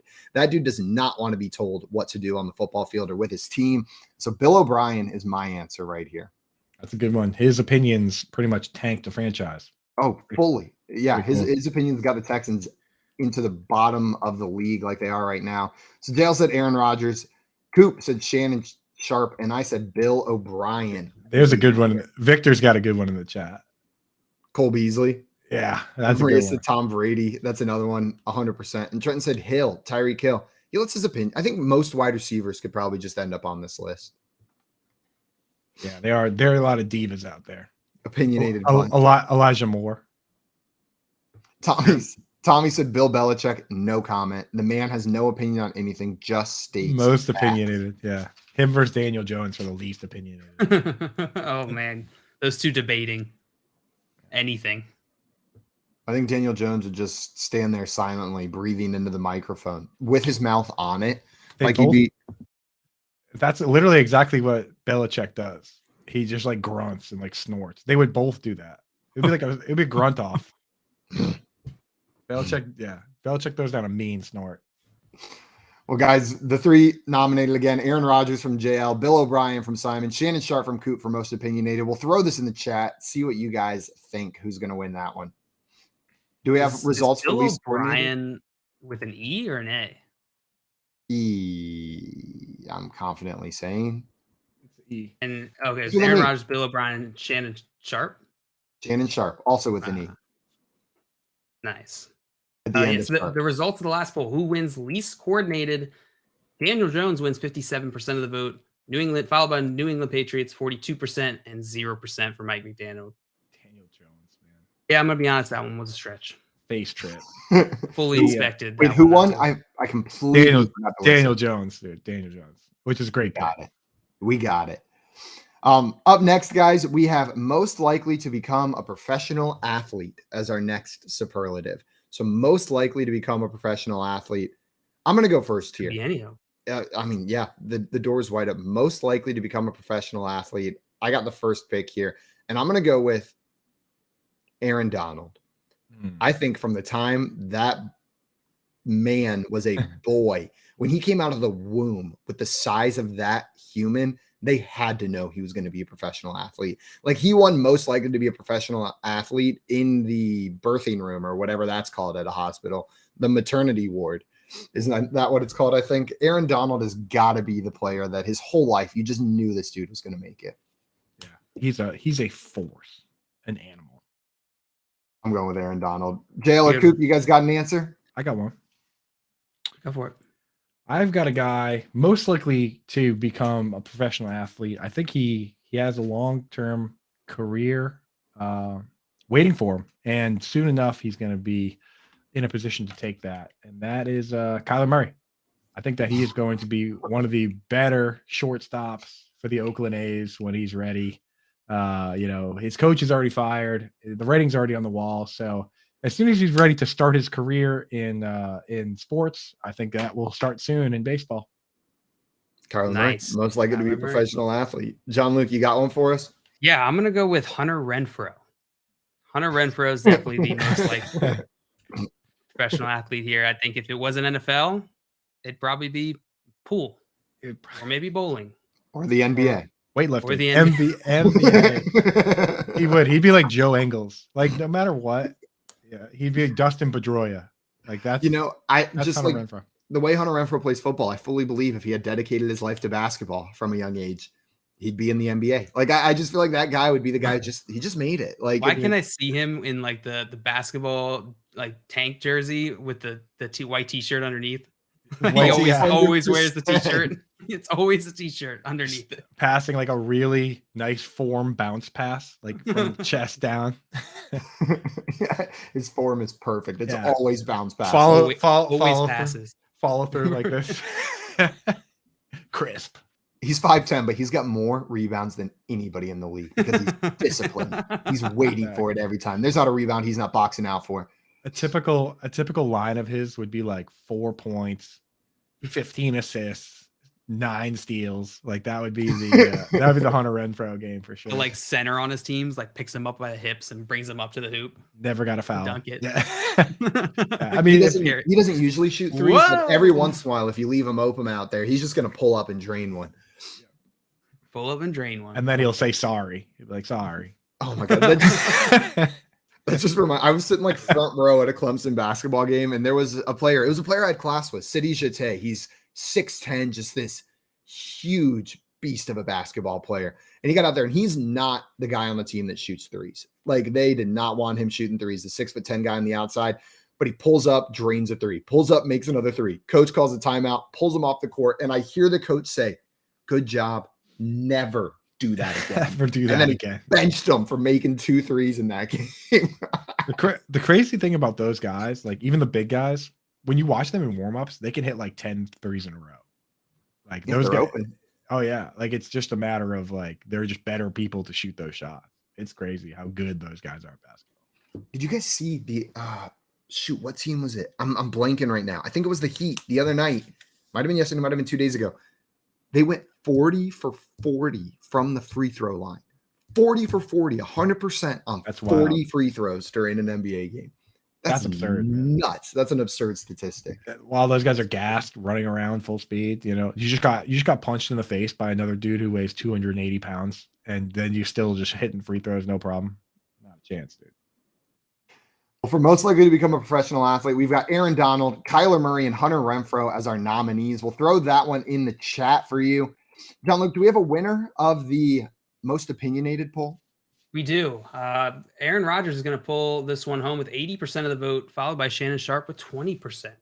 Yeah, that checks out. Whoa, nobody voted for Not a single Bill O'Brien. If the category was most chinionated, he would have won. I hate And Victor said Tyree Killer Justin Fields for most likely to become a professional athlete. And Illmind Jedi saying Derrick Henry. Look at his high school pictures. He was a monster. Dude was a monster. And bye, Maria. Thanks for hanging out with us for a bit here. Yes, Maria. Enjoy kindergarten. Yeehaw. Well, guys, here is your next. Wait, what were all the options in the last one? They were Aaron Donald, Kyler Aaron Murray, Donald. and Hunter Renfrow. Kyler Murray, Hunter Renfrow, right? That's a good list. It is a good list. I'm very curious who's going to win that one because Hunter Renfrow's got like the meme factor. Aaron Donald's got the beast factor, and Kyler Murray has just like the eat shit factor. He was like, Eat shit factor. he was also a first round pick in another sport. So there's that part. and yeah, you got the truth factor to it. Truth factor. Here's your next one. Most likely to be your future boss. Who is most likely to be your future boss in the NFL? Most likely to be your future boss. Well, it's probably not going to be a coach. Maybe. Depends what they're doing. I'm not going to be an athlete. Well, you could be a coach or a recruiter or a coordinator. Oh, they're boss to all those guys. They're boss to all those guys. I'm just picking up the guy. In fact, I'd say they're more boss to them than to the players. I feel like Jerry Jones has only ever been a boss. Like it's like always been his job description was just to boss people around. The boss, So yeah. it's got to be Jerry Jones. Yeah, that's a good one. Yeah, that is a good one, Jill. Jill going with Jerry Jones. Coop, you got one? I love Tony's in the chat. Jeff Bezos. Jeffrey Bezos. He kind of is everyone's boss already, dude. Mine, I'm gonna pick the person that I would want to be my boss. So we do a little bit of sports media, like we're doing now. And a guy that I really like now that he's no longer playing and is in sports media is Nate Burleson. I think Nate Burleson is so funny. He's so much fun, and he's a good analyst. So he is one of my favorite. My favorites, dude. NFL is like people. Coop, you hit the nail on the head there. Yeah, I love so Nate Burleson. if he wanted to, if he was like, I'm starting my own network, I would be like, me, I want in. Sorry, I've been waiting to hit him. Sorry, up, Matt. come on the Sorry, Better show. Sports. Coop, maybe Yeah. we should do it this offseason. We really Hit him should, up, dude. see if he's available. He's the man, bro. He's the man.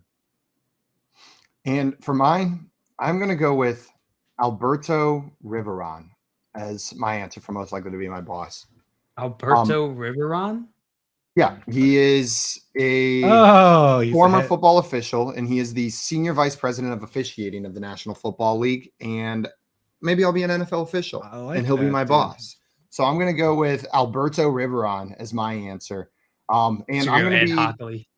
be a referee. Let's see if you can cut it, dude. Give us a quick holding call. Holding. You didn't do the hand thing. Pretty good. And, Oh, and you well, gotta change the mic settings on didn't- your You side. didn't change the mic. You didn't do the Okay. hand thing. You didn't give Defense, us a number 34. You didn't give us point of direction. You didn't give us a number. Okay. Yeah, you immediately He just go, goes holding. He goes holding. Pretty good, huh? He goes to the whole stadium. He's like holding. Hold Hey, up. look, guys, I haven't gone through training yet. Okay. Alberto's gonna get him already. Alberto's going to get me right. He's a great boss. You should be like the Nate Dogg ref. You're like, hold up. I'm just going to not use the Rest in right peace, Nate words. Dogg. I'm going to use vague descriptions to do it. Number 34, grabbed a guy. Wasn't supposed to. Move back a little. Start over again. They already No, kind not that of, far. they already kind of don't say the right words. Like I think it's like Jerome Boger, maybe, where he goes hoting. It's like not even. Have you heard that guy? One of the refs says he instead of holding, it's literally like HOTING, hoting on the offense. No, you never heard that guy. My favorite's when they go up and they like take a big breath, like they're about to say something, and then they stop and they look over, like somebody's telling them what to say. Like holding 34. I like when they come back and go, my mistake, number 37.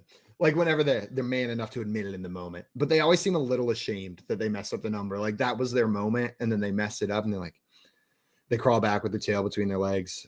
Guys, I said the wrong number. I'm so sorry. And every time that they say, please reset the game clock to 3 minutes, 20 seconds, I always just tack on in my head just a little bitch. Tack it on. Tack it on. Bitch. Please reset the game clock to 5 minutes, 40 seconds. The best They ref should do call. that in some ref's last game. They should just drop that on national television in the I Super would Bowl. poop my Career pants over. laughing. That'd be great. The best ref call. Do you guys remember the giving him the business call? No, no, I don't remember that. Ron Cherry. I think it was Giving early, him the business. somewhere early. He was literally like, he was giving him the business. It was like personal foul, giving him the business. So good, dude. Yeah. Mark Gastineau. Yeah, there you go. Giving him the He was business. giving him the business. That's the best ref call. Oh my God. Well, guys, we got most likely to be your future boss, Albert Riveron, Nate Burleson, and Jerry Jones. We'll get those in the chat for you to vote on. And John Luke, do we have a winner for most likely to become a professional athlete? We do. Aaron Donald, 50%, surprisingly. Kyler Murray, 33%, and Hunter Renfrow, only 16%. Hey, but I think this is the first one where no one got skunked, where there was votes for all That's three true. options. That's Clearly, nice. this isn't the comedy high school. I mean, sometimes some of the answers have been Some of the nothing but answers. memes, but No- some of the no answers class have clowns not here. been. Well, guys, here is your next superlative. Most likely to bust next season. Most likely to bust next season. You guys got one? I'll go first, dude. Give me Taysom Hill. I think that Taysom Hill just had his best season ever. And they're, if they switch up the coaching at all, offensive coordinator, coach, like this is the guy who's most likely to go from super viable to not even used at all. Like there's something about it's just such a weird situation, weird offense. I could see this guy just literally go from scoring 10 touchdowns to just not even playing. So give me Taysom Hill. I'm not backing in Dynasty. Are people in Dynasty like, yeah, I got Taysom Hill? All right. Not me. No. He's like 30 something years old. Yeah, Taysom Hill is my most likely boss, and I hate him. I love him, but he drives me insane. He's 32. Most likely to bust Taysom Hill. And yeah, people might be in on him next year after some of the stuff he did this season. Oh, I bet they will. John Luke, you got one for us, or you want me to go next? Oh, I cannot hear you, JL. You go next, Rosie was yelling at somebody across the street. Hey, Rosie. You go Yeah. next. Okay, most likely to bust next season. This one hurts me a little bit, but I'm going to go with wide receiver Christian Kirk of the Jacksonville Jaguars. With Calvin Ridley coming back, I'm unsure how this is going to shake out, and I'm not sure we're going to get another one of these like wide receiver one type seasons from Christian Kirk. Calvin Ridley very easily could just come in and be the one and kind of steal that work from Christian Kirk. I think there's enough for both of them to be relevant. But if you're drafting Christian Kirk expecting a top 12 wide receiver and you get wide receiver 25, wide receiver 26, which is good for your fantasy teams most of the time, you're going to be disappointed. So I'm going with Christian Kirk, and it's Calvin Ridley that's making me say that. Christian Kirk's a good one. We got some answers in the chat. Tommy said Mac Jones. Better Boss said Derrick Henry. Victor saying Josh Jacobs. You can't vote for Simons because he never mentioned super mega star Evan Engram during his rant. Right. And You're right. that's Wouldn't one that of the help key- That would hurt Christian Kirk. Yeah, but it helps He didn't- Simon's argument that Yeah, he's but most Simon's likely to ar- bust. I'm saying Simon's argument wasn't complete because he didn't. He He didn't didn't mention him. it, so therefore Sorry, he I doesn't get it. assumed it was understood. I assumed like that was understood. So you were like Evan Ingram's here, and then Calvin Ridley, Zay Jones, and everybody else is underneath. Yeah, no, that makes more sense if that's how you were looking at it. Joe, what are you rolling with here? Oh man, I think I'm gonna go with Josh Jacobs. Tommy, get him. Tommy said Mac Jones. So I'm glad you said Josh Jacobs. Mac Jones. I mean, like for someone to bust, they gotta already be something. Like if anything, Mac Jones busted this season, right? So yeah, Josh Jacobs. Ha ha ha ha. True. Yeah, Josh Jacobs. I've been on the Josh Jacobs side for years now, where it's been like, okay, he's undervalued, he's talented, he's gonna be able to do it, and then he did it this year, and I feel like now I'm a little worried because even though I do still believe in the talent, I don't think the opportunity will be the same. We're going into an ambiguous period for him. Is he going to be on this team next year? They didn't pick up his 5th-year option. Are they going to extend him, or is he going to be on a new team? There's just a number of variables there. So I'm going to go Josh Jacobs. Josh Jacobs. Someone in the 300 chat said that as well. 340 carries and 53 receptions. That's almost 400 touches. That is spooky world when you're a running back. That's a lot of work, dog. And Tommy says he'll go to the Pats and bust. Yeah, I would take Josh Jacobs on the Pats. That'd be dope. Josh Jacobs and Ramondre Stevenson. You get Josh Jacobs, Ramondre Stevenson, Kyler Murray, Lamar Jackson, and Cliff Kingsbury. Those are all the names I've heard rumored to the Pats over the past 2 days. Hell yeah, dog. Patriots fans always have these like wild plans of like, all the things that are gonna happen, and they never ever do. One time we traded for Randy Moss, and Yeah, and then you sign Jonnu Smith and Sammy Watkins and call it a day. Like exactly. Devontae Parker. That's the big splash. You know what I mean? Like it just doesn't happen, dude. It don't happen. Larry Fitzgerald was supposed to come to the Patriots for 15 straight years. And then he never did. Never did. Trenton, I'm not going to read your suggestion out loud here, but pretty good answer. I think that one might win if we were playing Cards Against Humanity style. So JL went with Josh Jacobs. Coop went with Taysom Hill. I went with Christian Kirk. We're going to throw that in the YouTube chat. But do we have a winner of our last one, the most likely to be your future boss? We do. The winner is Jerry Jones, 50% of the vote here. And then Alberto Riveron and Nate Burleson split the rest of the vote, 25% each. You know what? I think that's right. If it was more, who would you want to be your boss? I don't think Jerry Jones would have won. But most likely, you're right. Like, Jerry Jones is probably the boss of the most people. Yeah. He's just boss archetype. Did you guys use the phrase boss of the applesauce growing up? Was that I did not. Was that a common phrase, or was that just like a in my household phrase? Boss of the applesauce? Like they're in charge of distributing the applesauce? I just rhymes, I think, is what it is there. But like that was a phrase that was said all the time at my house growing up. Like, oh, you're the boss of the applesauce. And then one time, sitting on an airplane, I'm sitting next to this girl. And I was like, so what do you do? She's like, well, I run a manufacturing plant in the food industry. And I was like, oh, cool. Like, you're a plant manager? And she's like, yeah. I was like, what do you guys make? And she's like, oh, well, I work for Mott's. I work in an applesauce factory. And I texted my mom. I was like, you're never going to believe who I met.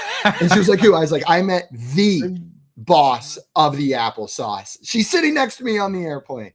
I love that story. I had a similar thing happen, kind of similar, where I was doing mortgages, and I was like taking applications for mortgages. And this guy said he worked at Shaw's and said he was the manager of salary. And I put in there that he was the manager of salary and, like worked in HR and stuff. And he was like, no, not salary, celery. Celery. And I was like, excuse me? And he's like, I'm celery. Celery. Immediately I was like, crunch. I was like, does that mean there's like a radish guy? He's like, there's an every kind of guy. It's a grocery store. It's a large grocery chain. I was do not want to meet the radish guy. I was like, that's cool. And the funny thing is, like, part of me was like, did he say celery? Of course he didn't say celery. It's salary. Yeah, surely it's salary. Joey said Cam Akers he thinks will bust. His dynasty stock is on the rise because of his late season push there. Yeah, I can see Cam Akers busting. I'm probably not going to be drafting him next year. We'll see. And then Illmind Jedi said, for me, it was crisscross applesauce. I had crisscross applesauce too. They're used in we also had that. Different areas. And then Joey said, for me, it was Joey, don't put your fingers in the applesauce. And that was yesterday. He meant to say, for me, it is Joey, don't put your fingers in the applesauce, is what he's got. Well, guys, we're going to move on to our last superlative here. We got time for one more.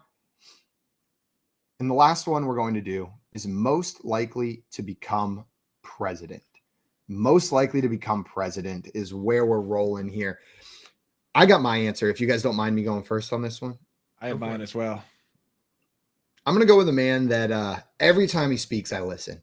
Every time I see this guy talking, I stop and I watch it. If I'm scrolling and I see him up at the podium, I'm listening to every word he says. If I see a podcast that he's on, if I see he interviewed somewhere, if I see an article with a quote from him, I hold on to every word that comes out of Mike Tomlin's mouth. And I think Mike Tomlin up there will be able to get the point across. He will be straight to work, straight to business. He's not going to mess around. He's not going to let losers come in and corrupt his system either. So I'm going to pick Mike Tomlin as most likely to be president. I would vote so quickly for Mike Tomlin. Yeah. He is so no nonsense, dude. Like he wouldn't do any of the not playing any of the games. Some of those meetings would be 2 minutes long. Just imagine him like going into like Congress or anything. Just be no, stop that. Quit playing games. We're not doing that. Can you just imagine trying to come in with some like complete like nonsense and Mike Tomlin just staring at you? Like, how wouldn't you be able to finish my sentence, dude? Yeah, you're trying to lie up at the podium during a debate. Right. You couldn't get it out. Mike Tomlin would just like make you feel awful for He'd doing murder that. you, dude. Yeah. Just shakes his head. Tommy saying, "Shut up, pay your taxes, and be nice to each other." That would be his address. He would go into the meeting with China and they'd be like, "Do you need a translator?" And he'd be like, "Nah." He just gives him like one of these like the rock eyes, and then it's over. Joey in here saying Larry Fitz is his answer. JL and Coop, you guys got your answers ready to give. What do you think? I've got my answer, and I've said it on the show before. It's the holy one. He invests the entire GDP in FTX. Tom Brady. Tom Brady Loses all the net worth of the country. He replaces all the fluoride water in the country with like his like magic concussion water or whatever it is. I would vote so hard for whoever was running against Tom Brady. You vote for Tom. You vote for Tom. Not a chance would I vote 100%. For that. 100%. He's never eaten a strawberry. Yeah, I think he has one time. That's your like barometer test for no, but your litmus test for president. No, but it is definitely a disqualifier. How often do you eat strawberries? It's not about how often; it's the never. If you've got that principle that you're never going to put a strawberry in your mouth, even if they've been available, not going to happen. What are some foods you've never eaten, Simon? It's dumb. There's nothing I've never eaten. Just kidding. Pickled pig's feet. I've never had pickled pig's feet. I've eaten other feet. I eat chicken feet and duck feet. The pig's feet, they got to be at least decent if they're so prominent in, you know what I mean? You see them in like most foods. No, I feel like a lot of it is just like people like being edgy. Okay. It's like an edgelord thing. It's like, oh yeah. I don't know. I think because you see it in all those hillbilly movies, and I don't think those people are trying to be edgy. I think I think they genuinely like pickled pig's feet. They're not trying to be like, oh, check me out on like Instagram. I mean, a lot of food that sounds like that, like pickled pig's feet or like intestines or tripe or stuff like that. It comes from like lower income communities and backgrounds or groups that didn't have access to like the nice cuts of meat, only had access to the scraps. So they figured out how to prepare the bad cuts, the worst parts of the meat, and make them into something delicious. It's where a lot of those kinds of foods comes from: the chicken feet, the duck's feet, the pickled pig's feet. So Coop, I bet you're right. They figured it out. They're probably fine enough. But there's probably pancakes. A necessity aspect to why it became a prominent food. Of course. Guys, JL, you got to make your nomination here real quick. What do you got for most likely to be president? I'm going to go with who I thought Coop was going to go with here. I'm going to go Saquon Barkley. Good pick. Yeah, Saquon Barkley for JL. President. So, guys, we got our nominations for most likely to be president. We got Mike Tomlin, we got Tom Brady, and we got Saquon Barkley. We're going to throw this one in the chat for you guys to vote for. Coming up, we're going to play some Fantasy Feud. We've got some vague descriptions for you as well. And then Trade Daddy is coming on the show to talk about some Dynasty trade values, a.k.a. Peaked in High School. Right now, you're watching the Front Yard Fantasy Morning Show here on Better Sports Network. Sponsored by Lucra. Your 2023 prediction on the promo that we play was the Lakers was going to make the playoffs and beat somebody in the first round. Hey, that is, I hope we match up against Memphis. That's not going to happen. I hope we match up against Memphis. And you'll get swept. Ain't no way we get swept. Sweep them.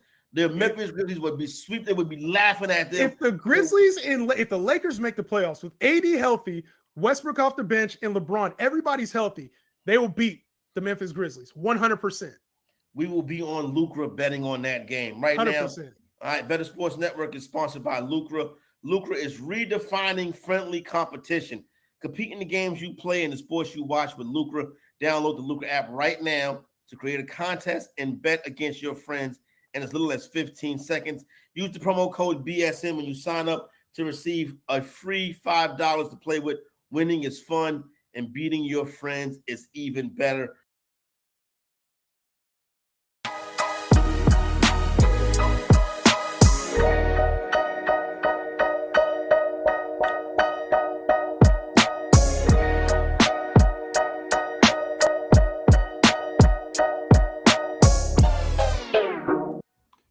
What's up, everyone? Welcome back to the Front Yard Fantasy Morning Show here on Better Sports Network. And like Corey just mentioned, if you guys got some little bets, some little squabbles, some competitions with your buddies, our new sponsor, Lucra, is redefining friendly competition. So throw them over on the Lucra app. If you use promo code BSN, you're going to get a free $5 to play with to try it out. And it takes as little as 15 seconds to make a contest against your friends. So get on there and try it out. That is Lucra. There's a link right here in the app, or you can find it at bettersports.com as well. But right there below in the BSN app.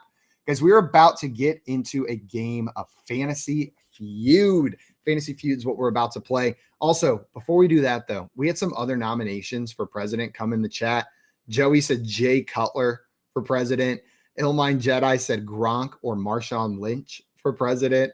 Amazing. I don't know if we can handle Gronk, president. dude. That'd be terrible. Prezi Gronk. Oh my god, dude. Push latte for everyone. Dude, they asked Gronk what superpower he would have, and he said time machine, so he could just transport the party in Miami whenever he wants. Think about Time that. machine. Think about that sentence. They asked him what superpower he would choose. He picked time machine, so he could go to Miami. So he could go to Miami whenever he wants. Everything. Bro, he was being interviewed by former Patriots quarterback Scott Zolak, and Zolak was just like, dude. Like, what? None of the things in there make sense. You're right. As you said it the second time, like, wait, time machine's not a superpower. It also doesn't transport distances. The more you think about it, dude, don't think about it too long because it starts hurting your brain, bro. It's like reverse Advil thinking about that sentence. Yeah, he just wants a driver is what he wants. He just wants an Uber. Right? Yeah, that's Uber. Seriously though, like you mean like an a airplane Sprinter van or something? Just grab their phone and download Lyft and be like, "Bro, you're not gonna believe this." Superpowers are real, bro. Zolak bailed him out. Zolak was like, "You mean like the ability to teleport?" And he was like, "Yeah, that's it, dude. That's it." Time machine, but also time. Machine. But also time. And also teleportation is the power he wants just so we can go party in Miami. He's like, it's just a one-way teleporter. It only goes to Miami and back. That's what we're doing here. God, what an idiot, dude. President Gronk. I'm in now. President Gronk, dude. We need a TV show where Gronk truly believes he's president. Can we get that done?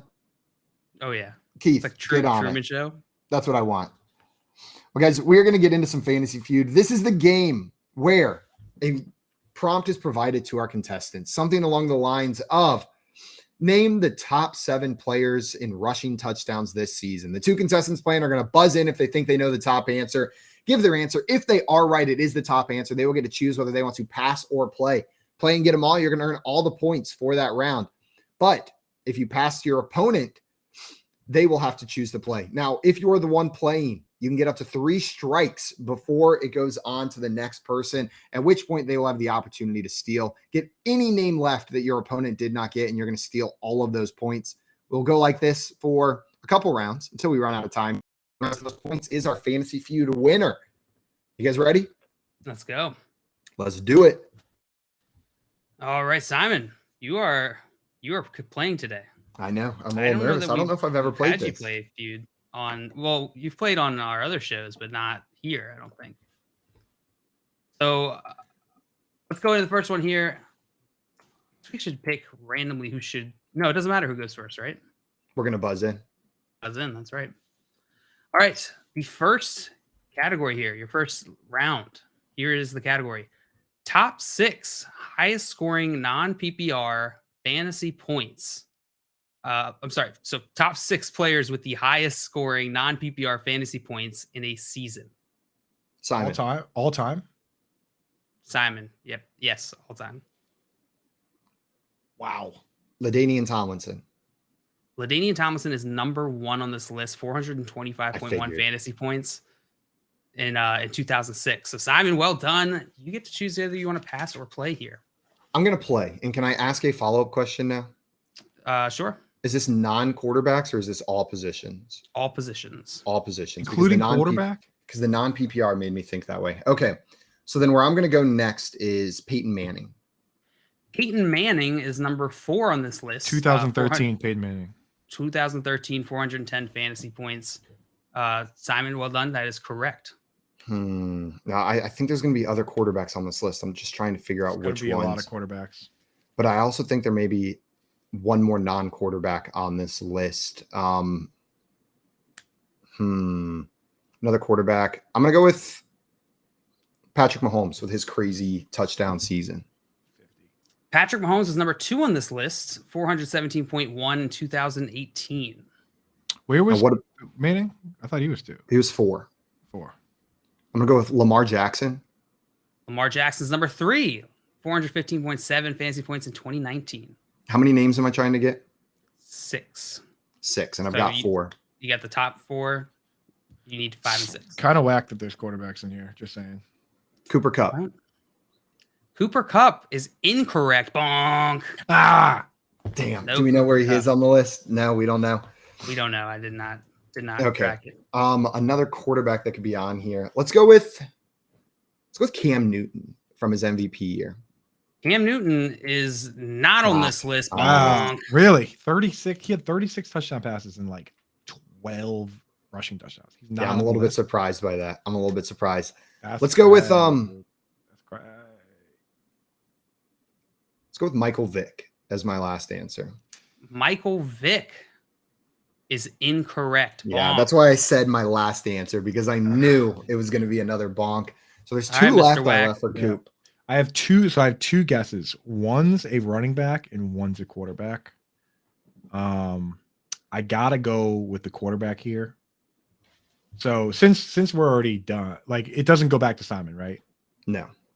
So the running back guess I would have had that is not going to be my official guess would be Priest Holmes. He had a year with 30 touchdowns, but instead I'm going with because Peyton Manning and Mahomes are on the list with 50 touchdowns. I'm going to go with Tom Brady, who also Good threw answer. 50 touchdown passes. It's a good answer.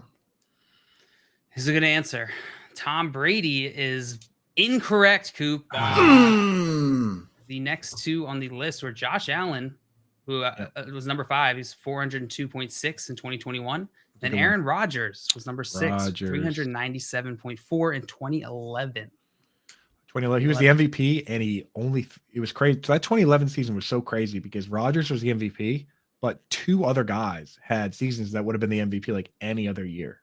Drew Brees had a crazy season, and Matt Stafford finished 3rd in the MVP voting with 5,000 passing yards and 40 touchdown passes. That's absurd. That's absolutely absurd. Right. That is Man, crazy. how crazy is LaDainian Tomlinson's season there? To put it into perspective, that he's ahead of Right. all of these quarterbacks. It's all quarterbacks on this list, but a running back has the greatest single fantasy season of all time. He scored Right. like 30 touchdowns. He caught a bunch. In non-PPR. Like, Yeah. this is even in standard. It's better than the quarterback. He was unstoppable that year. He threw 2 touchdown passes that year. Not 1, 2. Man, that must have been like just a not fun year for fantasy football. It was like, if you have LT, you win, and sorry, everyone else. And he had that visor, and he would do that same touchdown celebration. He would get in the end zone, and then he'd put his hand behind his head and just like flick the ball like this. And so there's like the highlights from that year are just 30 plays that end with him just going bang. It was pretty cool. It was pretty cool. And I didn't like that guy because he like hated the Patriots, but it was still cool. You know, I was So still cool. Like, all right, cool. That guy's he's like a cool bad guy. Kevin Tompkins and Houston. The only time I've ever went undefeated in fantasy was that Tomlinson season. Nice. I believe it. I'm sure there were quite a There few you go. undefeated seasons that year. Ooh, we got better Al in the chat with the strong arms. Get your strong There arms. we go. Boy. Yo, What up, Al? let's go. Welcome in, Al. Let's go. Well done. So, Simon, you are going to get 4 points for that one. Man, I started out 'cause on you got- fire with that one and then just fell off. a I know. cliff. You crushed, bro. You crushed that. You crushed Dumb. it. Again, I'll reiterate, dumb that quarterbacks are in there, but we'll move on. Bah. All right, the next list here. Say your name if you think you know it. Top 7 players with the most targets in 2022. Coop. Coop. I will start with the most targets. I'll start with Justin Jefferson. Justin Jefferson is number 1 on this list with 184 targets this past year. So, Coop, would you like to pass or play? I think I will play. All right.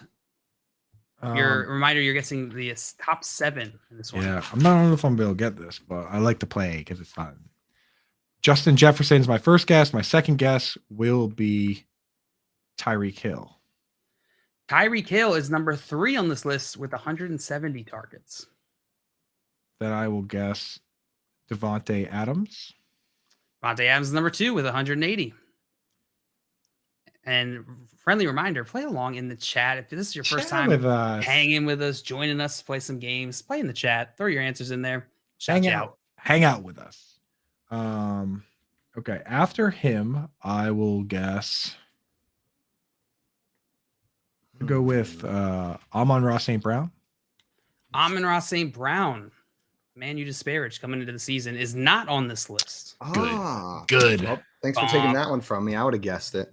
Yeah, that's it's interesting. And cross it off my list. Who was Check it chucking twice.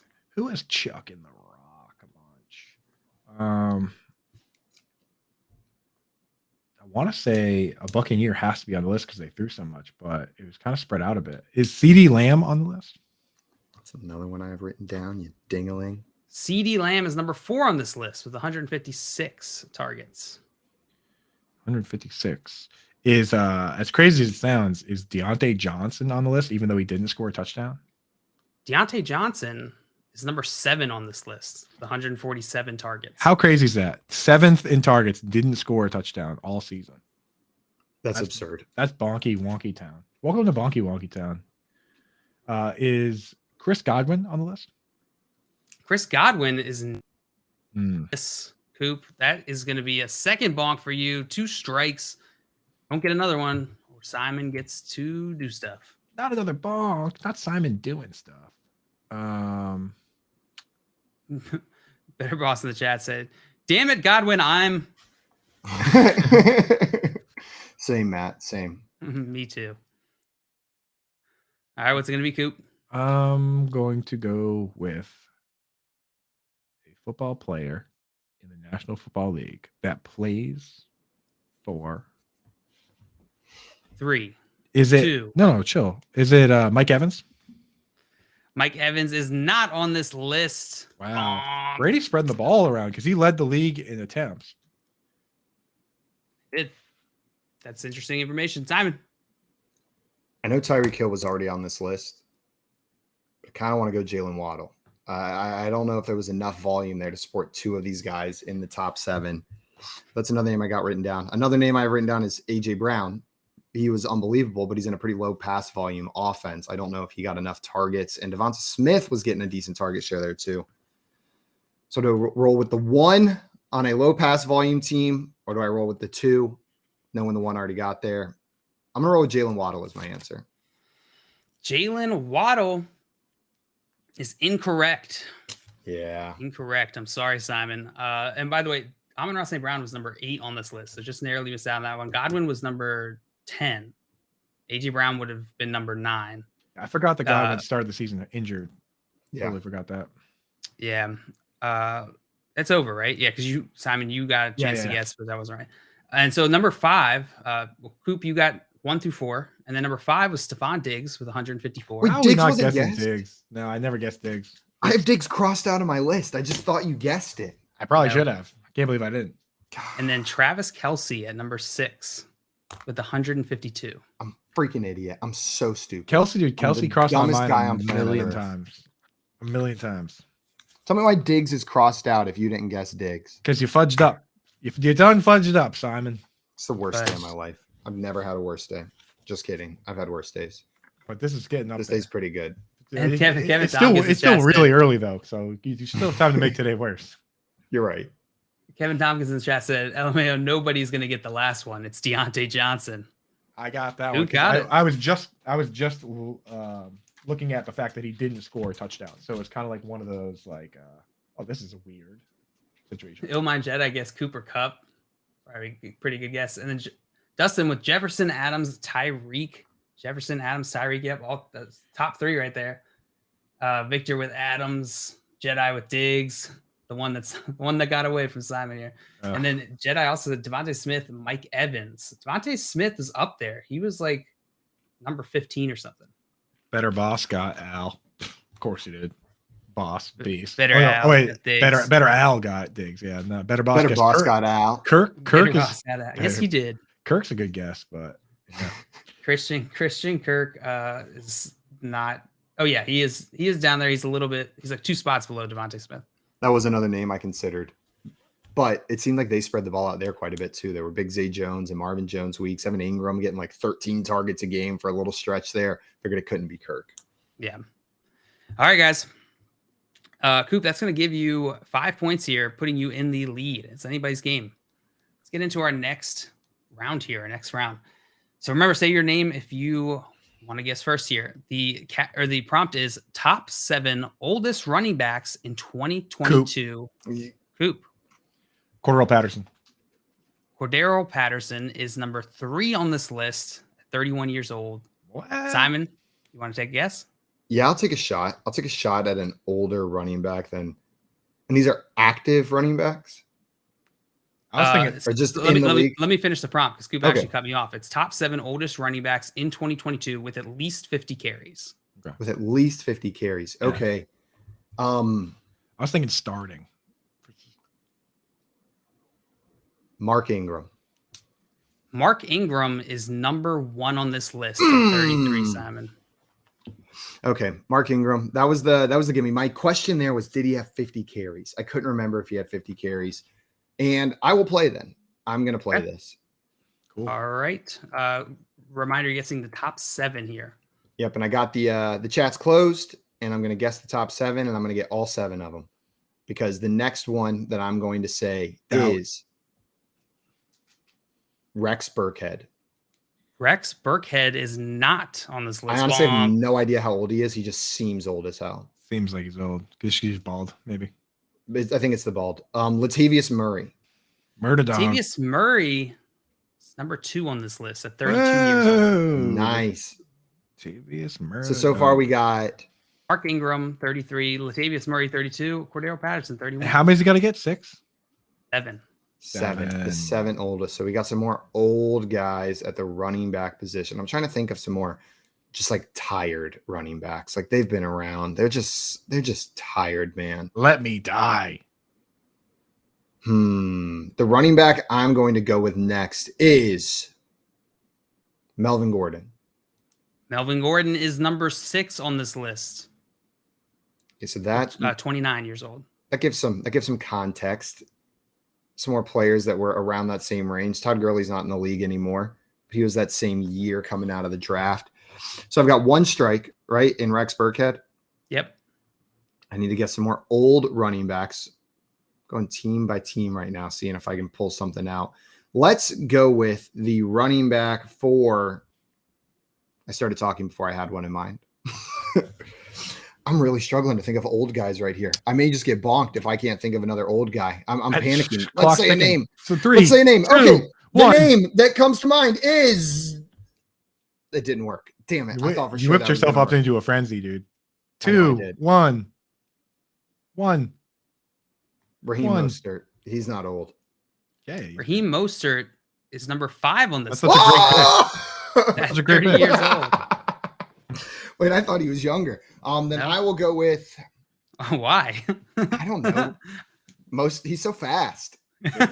Old guys can't be fast. No, old guys slow down. They don't stay fast for a long time. Explain Mostert- Deshaun Jackson. Mostert's got less wear and tear because he's been injured. He just doesn't play. Okay. Then the It's next one science. I really am struggling here, so I'm gonna probably just have to say names, otherwise I'm gonna get bonked. Let's go with Aaron Jones.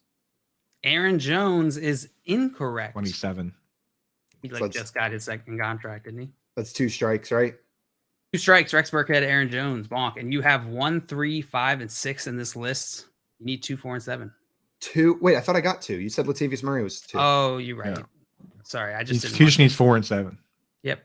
The classic didn't mark it. It's classic Diggs moment. Okay. I got this. Without a doubt, I got this. It's not in my head yet, but without a doubt, I know who the next oldest running back is in the league. Just say There's- it. Yeah. Say it before it gets in your head. Just say it before it gets in my head. This is surely. It's not there, guys. Jail, I'm just going to take my third bonk because I can't think of who it is, and I don't No, think you he's can't going to think of a pull it single either. Just player? throw any name. Daryl Henderson. He's too young. Daryl Henderson is incorrect. Simon, I'm sorry. Bonk. Coop, you have the opportunity to steal. So this one, I'm surprised you didn't go this way. He's on the same team as Raheem Mostert. Is Jeff Wilson on the list? I think he's Jeff younger than Wilson is not on this list. I have no idea how old Jeff Wilson is. I thought he was older. I thought he's been around. Jeff Wilson's 27. Okay, so Jeff not Wilson's that 27. old. He would have been 23 on this list. Dude, is Derrick Henry on the list? That would be so annoying. Derrick Henry's number 7. He's 28. Yeah, He's 29. now. 29. Jarek McKinnon is number Jarek McKinnon and Um, Derrick Henry. That Mhm. makes sense. That makes sense. Should have guessed Derrick Henry. You should have guessed Derrick Henry, but instead you gifted me some points, Coop. Thank you. Yep. So Simon, you are going to get 5 for You- that one, you bringing got you him up for to yourself. 9. You gifted yourself those points. You did good. Oh, I see some answers in the chat now. Tevin Coleman from Victor. That was a good guess. Ooh, Tevin and Al Coleman. I don't got know if he had 50 McKinnon. carries. I don't think Tevin Coleman had 50 Al carries. got McKinnon. Yeah, dude. I was thinking. I thought of James Conner. Oh, wait, I didn't say 50. 50 carries is a different one. Sorry, never mind. I thought of James Conner, but I don't know. I didn't go there. But he's got to be close. To that list. James Conner's 27. Yeah, he's right there. Eckler's 27. Kenyon Drake. Oh man, that's Eckler's God, 27. the fact that like Kenyon Drake's Drake's number 8. I almost included him, but I thought that was a little too. Okay, too- this it just can we not say things like that? Because I graduated high school with Kenyon Drake, and he's the 8th Yeah, we're oldest 28. running back in the NFL. Like Uh-oh. that's not cool, man. That's not Yeah. cool. Wait, did it? Was this? This was the 50 carries one. This I was the lied. 50 carries. one. Sorry, my brain's broken. Illmind Jedi in here saying, "Yes, I got one." Got the Derrick Henry one. Let's go. Nice Good job, job, Illmind. Illmind. Yeah, some really Damn. good guesses here in the chat. McKinnon, Trenton got McKinnon. Well done. Should have just said Henry. And Should've Better just Boss went saying, Henry. "Read the rest of the names." Can you read them down from top to bottom for us, Shaya? I can. It was Mark Ingram, 33, Latavius Murray, 32, Cordero Patterson, 31, Jarek McKinnon, 30, Raheem Mostert, 30, Melvin Gordon, 29, and Derrick Henry, 29. Nice. 29 and up. It's the 29 and up club, baby. With Squad. at least 50 carries. Turned around. Turn around. All right. Then I get a little... You guys want to get into our last one? Yeah, let's do it. Yeah. All right, this one is most expensive NFL jerseys by team. Simon. Most expensive? Like The Rams. The Rams are not on this list. they're Huh. expensive to produce them? Let's see. Keith came up with this one. So it is teams with the most expensive and cheapest jerseys in pro sports. But I don't get I like think it's 'cause probably the on stand, average. like when you go to like NFL.com, they're all priced the same regardless of team. So he's I think talking he's saying- about like to He said make them? not to purchase is what he says in the chat over here. So not to purchase. What does saying that to- mean? Well, to to what then? What the heck are you doing if you're not purchasing? He a said jersey? to purchase at a store. So the cost at the store. It's probably the average price of an NFL jersey sold at a store. Yeah. They're all like $150, dude. They sold Apparently by- not. I just Apparently it. not. You gotta go factor in with the, it and see factor where in we the- go. factor in the cost of living for some. Who'd you guess, Simon? I guess the Rams. That's a great guess. I don't know. I guess the Patriots. Patriots are not on this list. Simon, you want to take another guess? Let's take another shot at this. Let's go with, I'm going to go the opposite route. Instead of like these teams that I think are expensive, I'm going to say a team that maybe they got to sell them for more because they're selling fewer jerseys. It's hard And to I'm going to go with the Arizona Cardinals. The Arizona Cardinals are not on this list. Damn it. That was wild reasoning, Simon. Yeah, I'm gonna go with the Well, the first one didn't work. the San Francisco 49ers.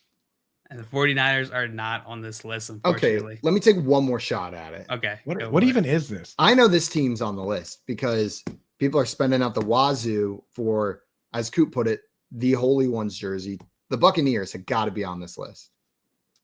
They're not. What?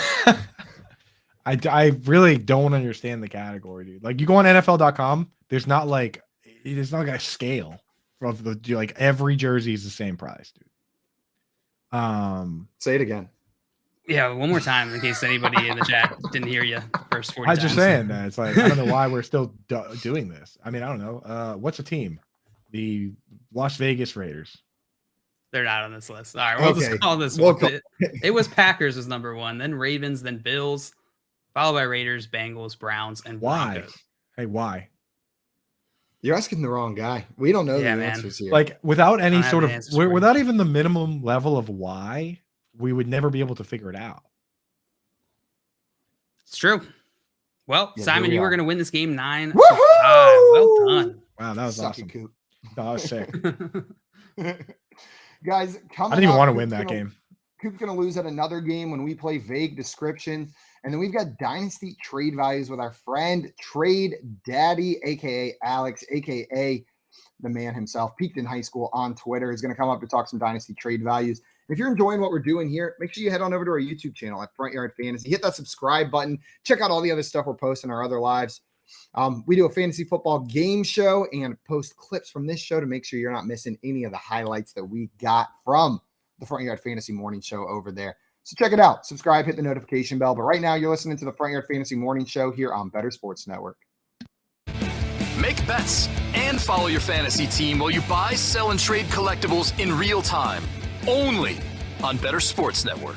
Can't miss Mitch is hanging out with Rick Hamlin here. He's with Roster Watch. I want to let you know something here, my friend. I'm a listener. I'm a seeker of knowledge, okay? And I know it sounds cheesy if I said I'm a seeker of wisdom, but I am. And Mitch, I've learned a lot from our interviews here on Better Sports Network.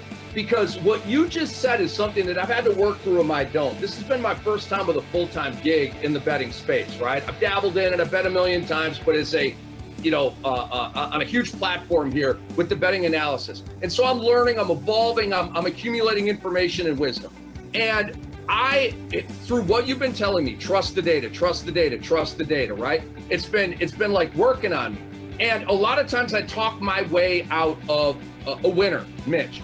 And it's about just trusting, like, okay, so if I got a vibe on a player in a big time basketball game and it's a superstar showdown and all this kind of stuff, and I have a predetermined vibe and I go in and I look, and every single indicator that I look at is under.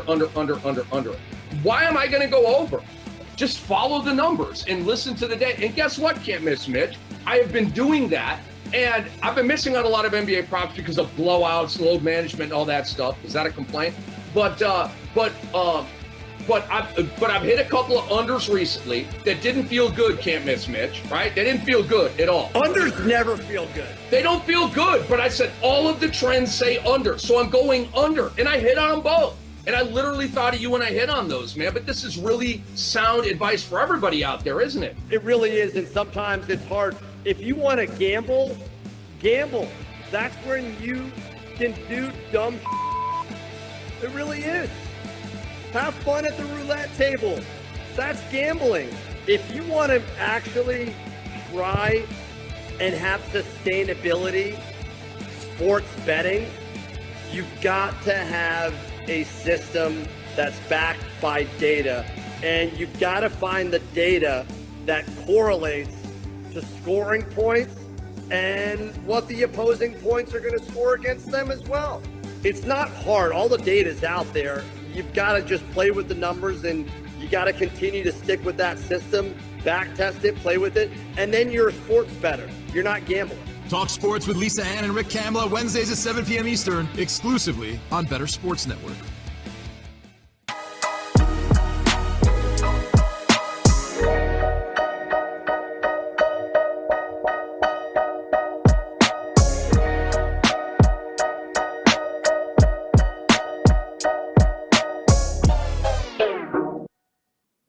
What's up, everyone? Welcome back to the Front Yard Fantasy Morning Show here on Better Sports Network. It is Thursday, January 12th, 2023, and we are about to play a game we call Vague Descriptions. One of my favorite games that we play.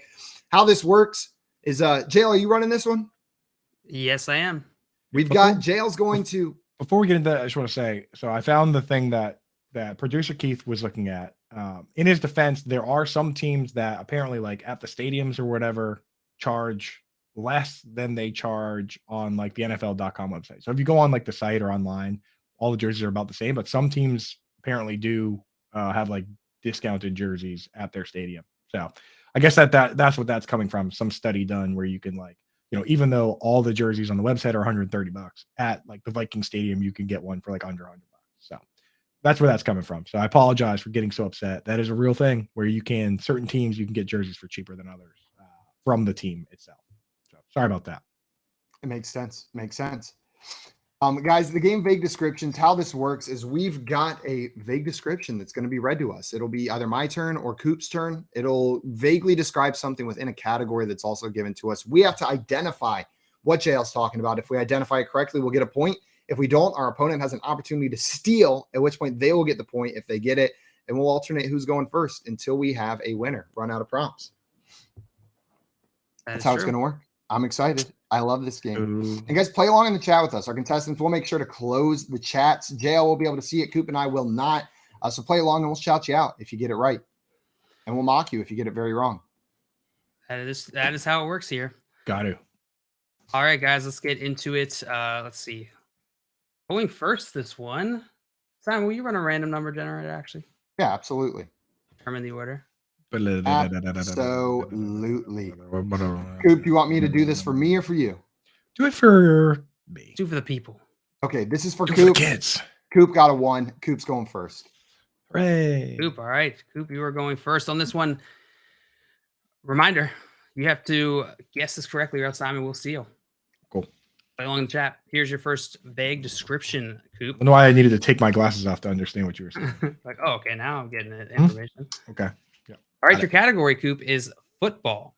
Football. Right. And your vague description is trying to steal someone else's man. Trying to steal someone else's man.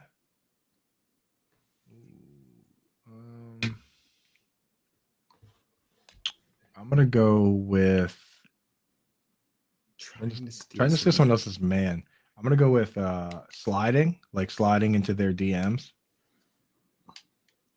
You said sliding into their DMs?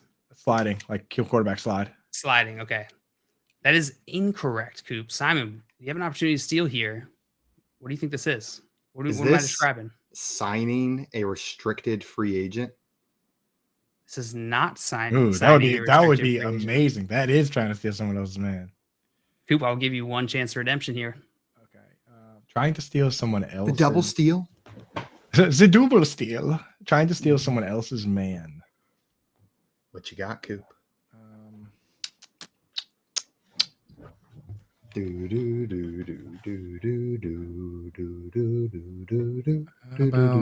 Hey, shut up for a second. Trying to steal someone. Everybody be quiet. Everyone in the chat, shut up. Hey, on this show, everyone be quiet. On this. What's it gonna be, Coop? I don't know. Interception. Interception is incorrect, Simon. One last shot. One last shot to take it all down. Trying to steal someone else's man. This is very clearly requesting to interview a coordinator. This is tampering. Tampering. Yes, Nick in here. Our good buddy Nick came in and said tampering at the last second. Wow, he got it, dude. Nice job, Nick. Well done. Tampering's a good one. It's just what Coach Prime did yesterday. Unrestricted free agent. Unrestricted free agent. That's a good shout out, dude. You should get possession. You get possession arrow for the restricted free agent call. That's my favorite part of I love the restricted free agent tag. I don't know why. I feel like it's fun. It adds like an element of drama. Like they want me. It feels like they're like trying to make someone jealous. Know what I mean? Like you see what they're gonna give me. Did you guys ever hear about the restricted free agent barn fight incident in hockey? No. Dude, these two GMs, now I forget who they were, but two hockey GMs, one team signed another restricted free agent to an offer sheet, which apparently in the NHL is like a real disrespectful move. And this dude challenged the other dude to a fight. And the other guy was like, oh, yeah, sure. Like, I'll fight you, whatever. And the other guy was like, no, I'm dead serious. I will rent a barn and you and me will fight. Like to the media, like to the microphones. He was like, I will rent a barn and I will fight that dude. Like, just such a hockey thing, dude, right? That's preposterous. A barn, like somehow it's okay if it's in a barn. No one can say anything. Yeah. Fights are legal as long as you do it in a barn. It was Brian Burke and Kevin Lowe were the two GMs. Well, who won?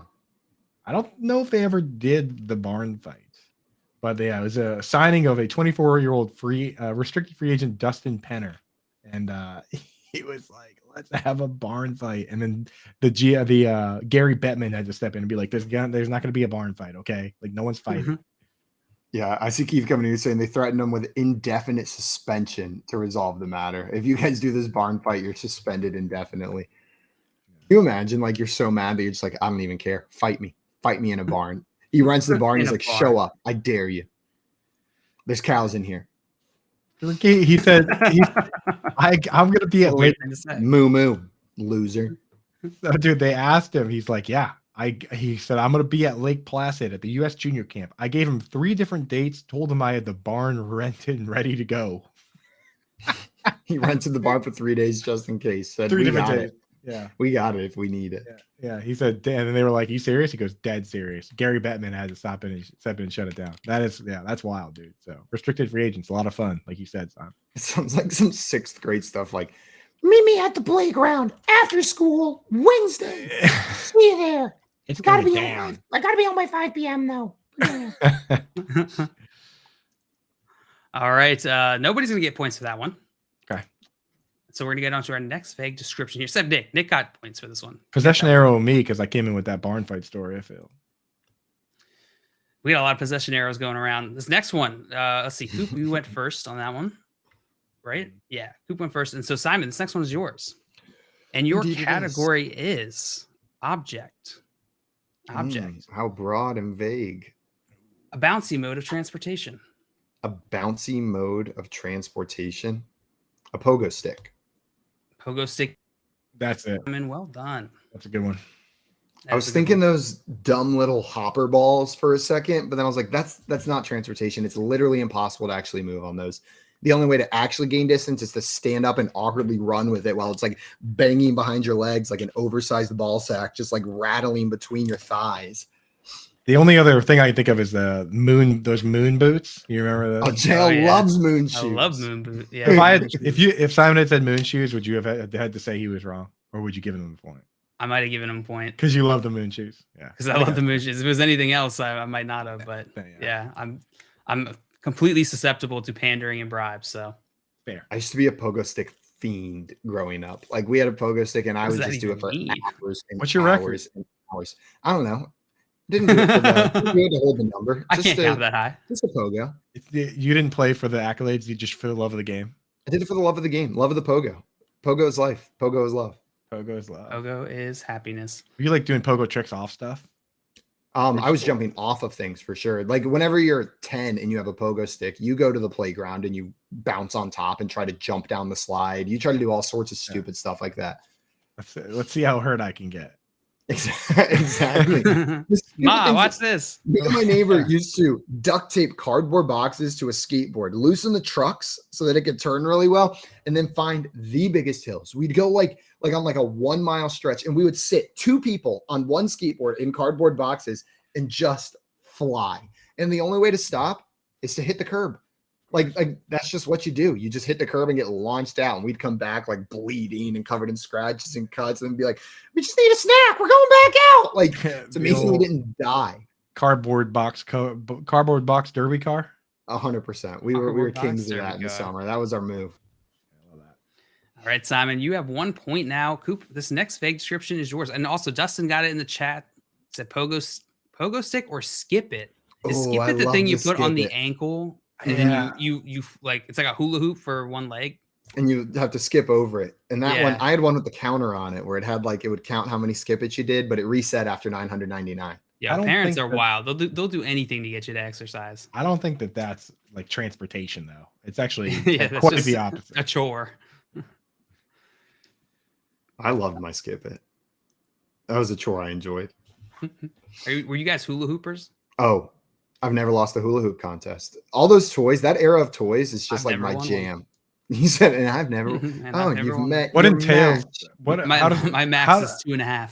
How's it go down until like whoever drops it first? Yeah. The contest. That's weird. All right. Pretty good hula hooper. Needs to have some weight to it though. Have you ever hula hooped while pogo sticking?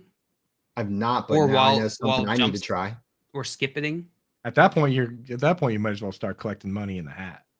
Like, If now you're gonna- you're He's just like in like a crowded New York street, and he's Yeah. jumping off like the little concrete walls into the got this crowd. trick. Yeah. I'm a Just hula fall. hoop, pogo stick, parkouring around New York City. Yeah. I would love to see Simon like trying to parkour pogo stick and collect money, and some dude just shoves him to the ground. Like get like get out of my way, dude. Oh, I bet I'd get money after that. You know what I mean? I'm not getting yeah. money before, but after they shove me, I'm playing it up. I'm laying on the ground and go, oh, on my arm. I'll never be able to afford this. Nothing shy of a flip on a pogo stick is getting the money out of me, and you might get. Can you do a flip, Simon? I've never done one, but I'm not going to sit here and say I can't. Do I have to land and do I have to live? Because I can get up. I can get upside down. Ideally. I'm pretty confident in that. Well, if you're dead, I'm probably That feels gonna like the give you- easy part. Probably gonna give you money if you die. That's I don't true. know. You have I- life insurance?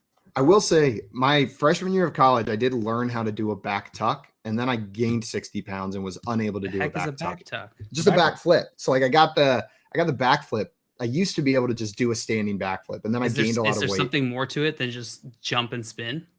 No, I mean, but it's scary to spin. Know what I mean? Yeah, There's a- yeah. I just didn't know. You said you learned how to do. I didn't know if there was like a trick, like some sort of cheat code to do it. Because I've never really done. just, I've done you front just flips. you never back jump, flip. and then it's not like a full body motion like you think it is. You just like bring your knees towards your face, and then you do a little flip. Tuck them in, go I into a kinda ball, wanna bring your try. knees towards your face, and you knock it out. But I don't know if I could even do that anymore. I'll Try it, dude. videotape it and put it on the internet. The hardest part is the trying. I bet Tim could do it. Oh, absolutely.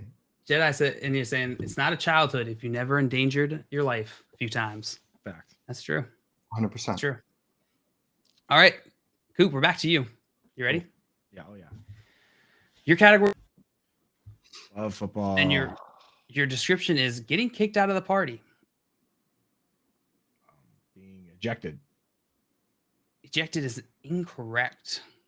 Darn it. Simon, Getting cut from the team. getting cut is incorrect. Coop,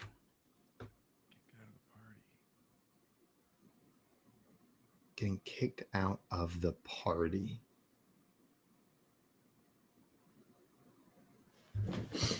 What are you thinking, Coop?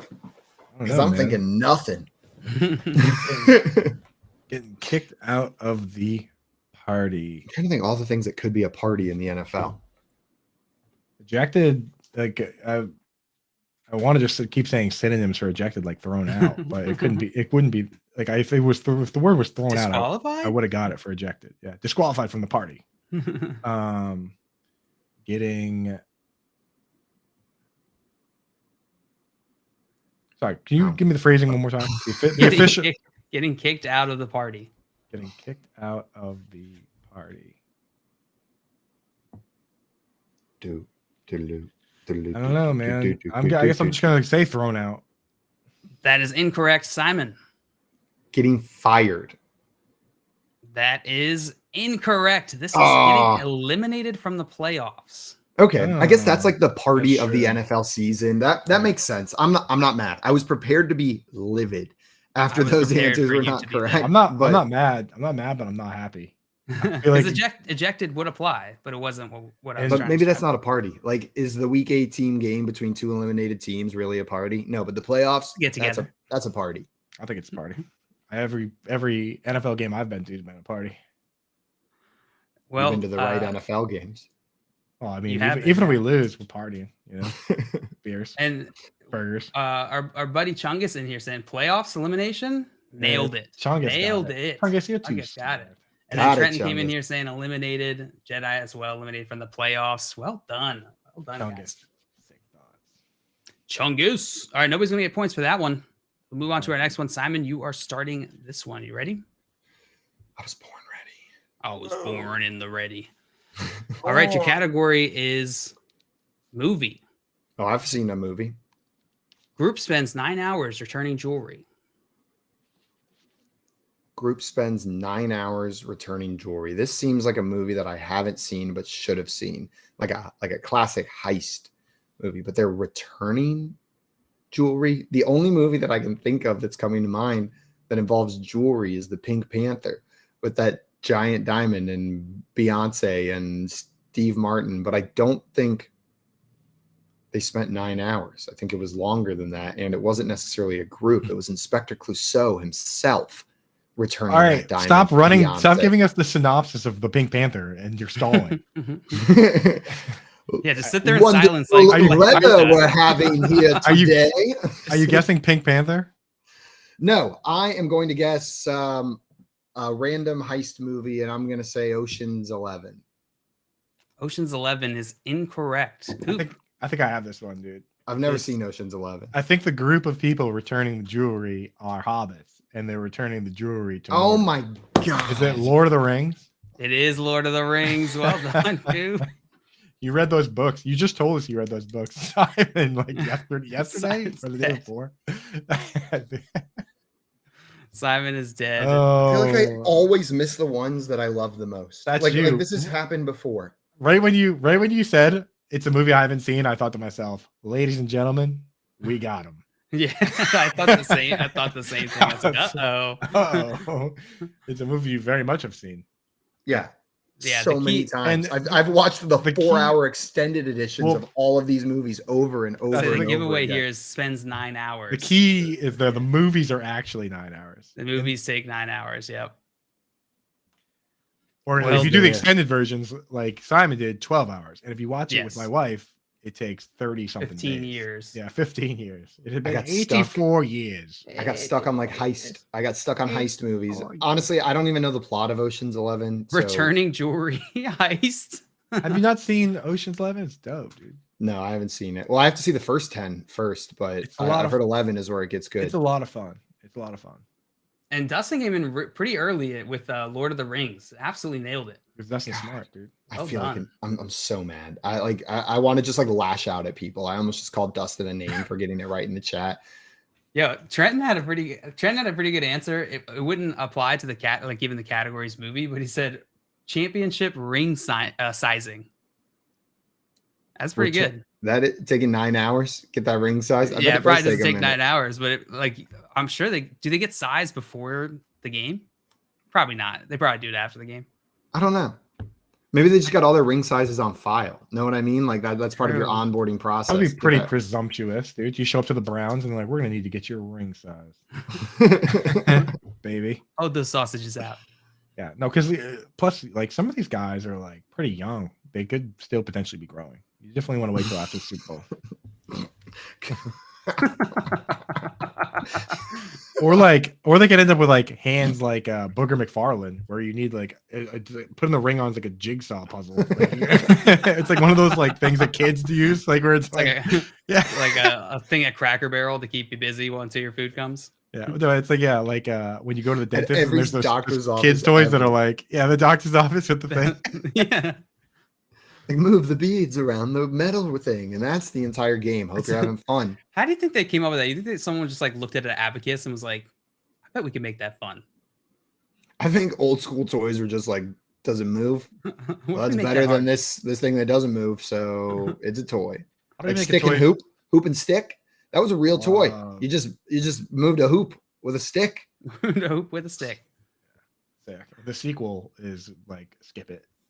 Yeah, I say that as I like spent hours just bouncing up and down on a pogo stick Yes. over and over and over Thing again. on your foot, yeah. But spin this thing in a circle and jump over it. Try not to get hit by that. Oh my god! You know what toy I was reminded of on Christmas? Because one of our family friends, their daughter came over and had a Bop It with them, and I played it. And you know, for a second, it was so much fun playing the Bop It, like the first 2 rounds. And then, you know what the most annoying toy on planet Earth is?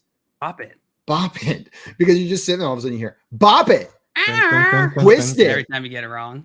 wah, wah. Like it just like Very screams sexual at you. game. And then when you play with a teammate, it's like bam, bam, bam, bam, bam, bam. Pull it, Pull it. crank it. They never pass it fast enough, so they mess you up. Crank it. All right. This game is tied up. Coop, you tied this up with that last pull here. It's steal from Simon. Flick it. This On next one's your yours. turn, on Simon's turn, I get Lord of the Rings. Wow. Yeah, that's like a punch in the stomach. I'm pretty upset. Slurp it. Slurp it. All right, Coop. Here's your next. Slurp it. Here's your next description here. The category is movie. Cool. And the vague description is people take naps and build worlds. That would be Inception. Inception is correct. Well done. Nap movie. That's the only nap movie I know, dude. I just like realized that that we had just talked about Inception because of that Twitter joke. Twitter joke. You You said you don't make memes, and then you made one meme yesterday. You accepted yourself on that one, I think. I did. Yeah, Coop, you probably have no idea what we're talking about, but Coop reignited the feud with Blitz, the Seahawks mascot. Though this time, I picked the Seahawks to win. Last time everyone was mad because I said the Seahawks were going to lose. This time everyone's mad because I said the Seahawks were going to win. So I had to call on Blitz to come defend me, and he just showed up and was like, "I'm just going to hang back here." I've been here the whole time. He's like, "I'm back here watching." Yeah, he did seem like he had been watching. Coop, you know what you got to do next? You got to rent a barn. Well, no, me and Blitz are on the same team this time. Nope, still you got to fight. I'll fight. I don't care if you're on the same team. I'd fight. You guys got to rent a barn and do a barn fight. Blitz versus Coop. If so, last time I said they were going to lose and they won. If this time I say they are going to win and they lose, then I have to fight Blitz, and I will. Okay, we'll make it happen. We'll rent the barn. Really nice. And there will be no indefinite suspension if you fight Blitz.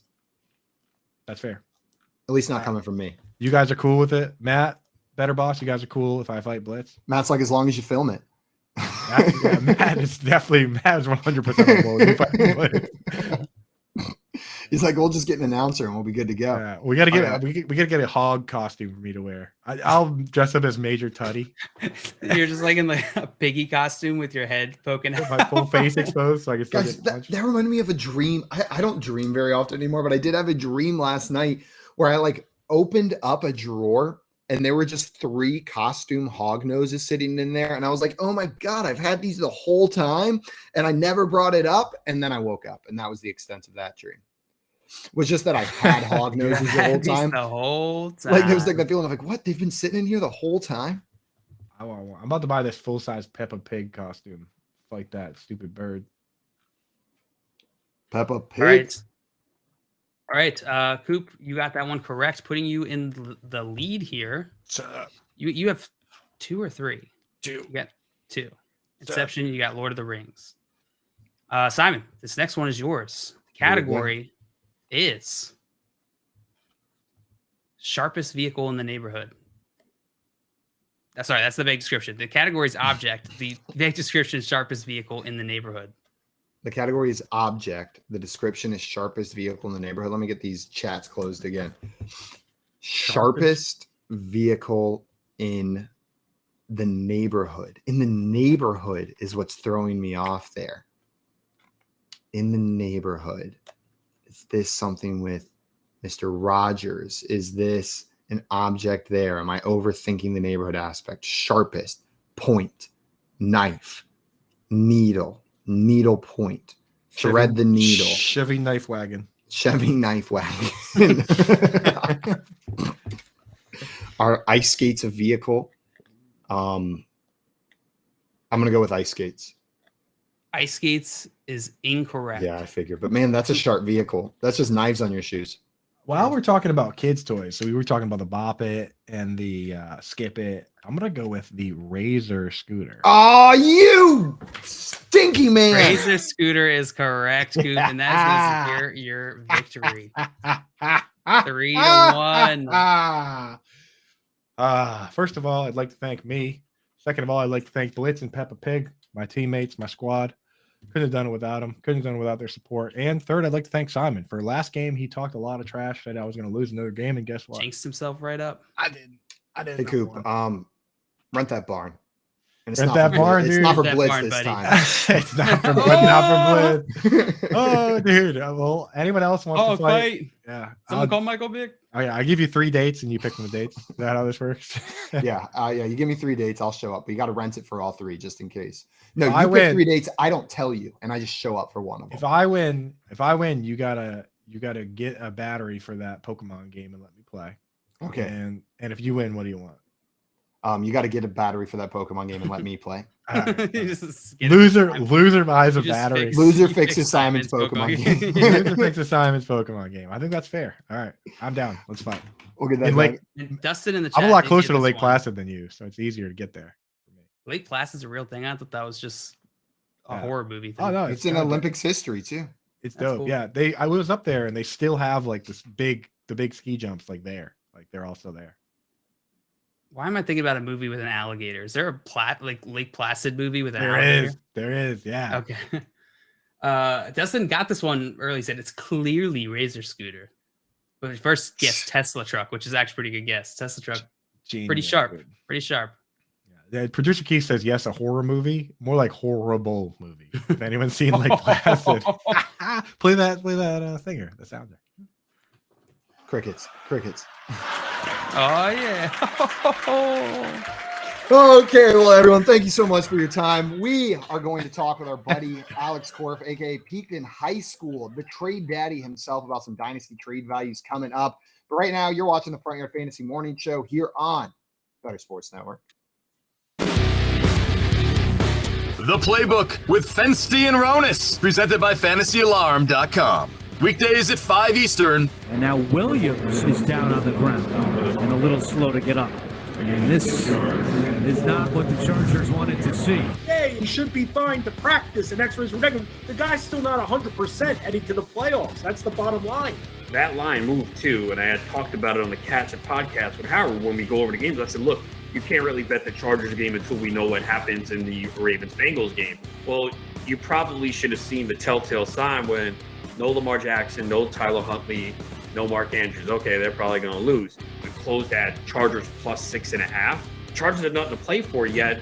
Their starters were in there. We saw Joey Bosa go down. Obviously, Mike Williams, and he struggled to even get on a cart. Like, if there's anyone that you're going to protect, it's got to be Mike Williams. This guy's had a history of injuries, back issues. He's missed time this year. And we see how dominant he could be on the field and what he does for this offense. So I was surprised that he didn't take him out. And Bosa got banged up. You've had a lot of injuries this year. Herbert played almost the entire game. I mean, he had 37 pass attempts. I have no idea what he was doing. And Staley's a guy that doesn't play his guys in the preseason.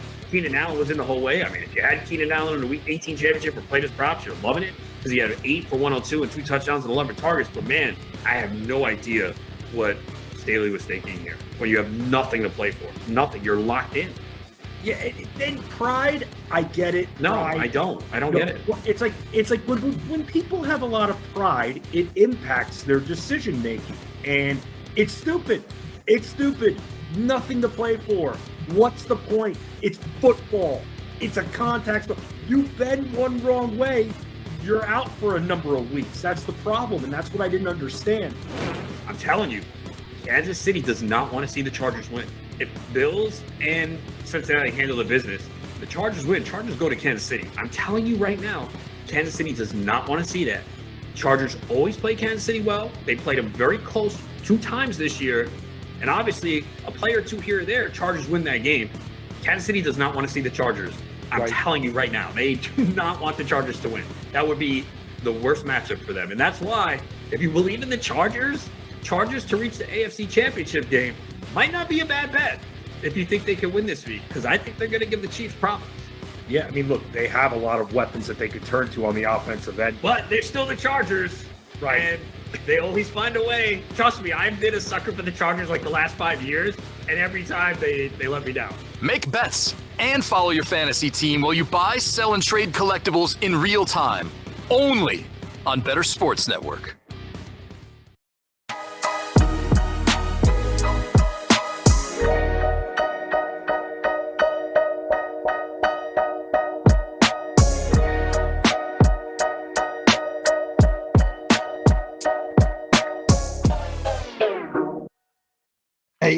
Hey, what's up, everyone? Welcome back to the Front Yard Fantasy Morning Show. Joining us right now is our great friend Alex, aka Peaked in High School, aka the trade daddy himself, coming up to talk some dynasty trade values with us.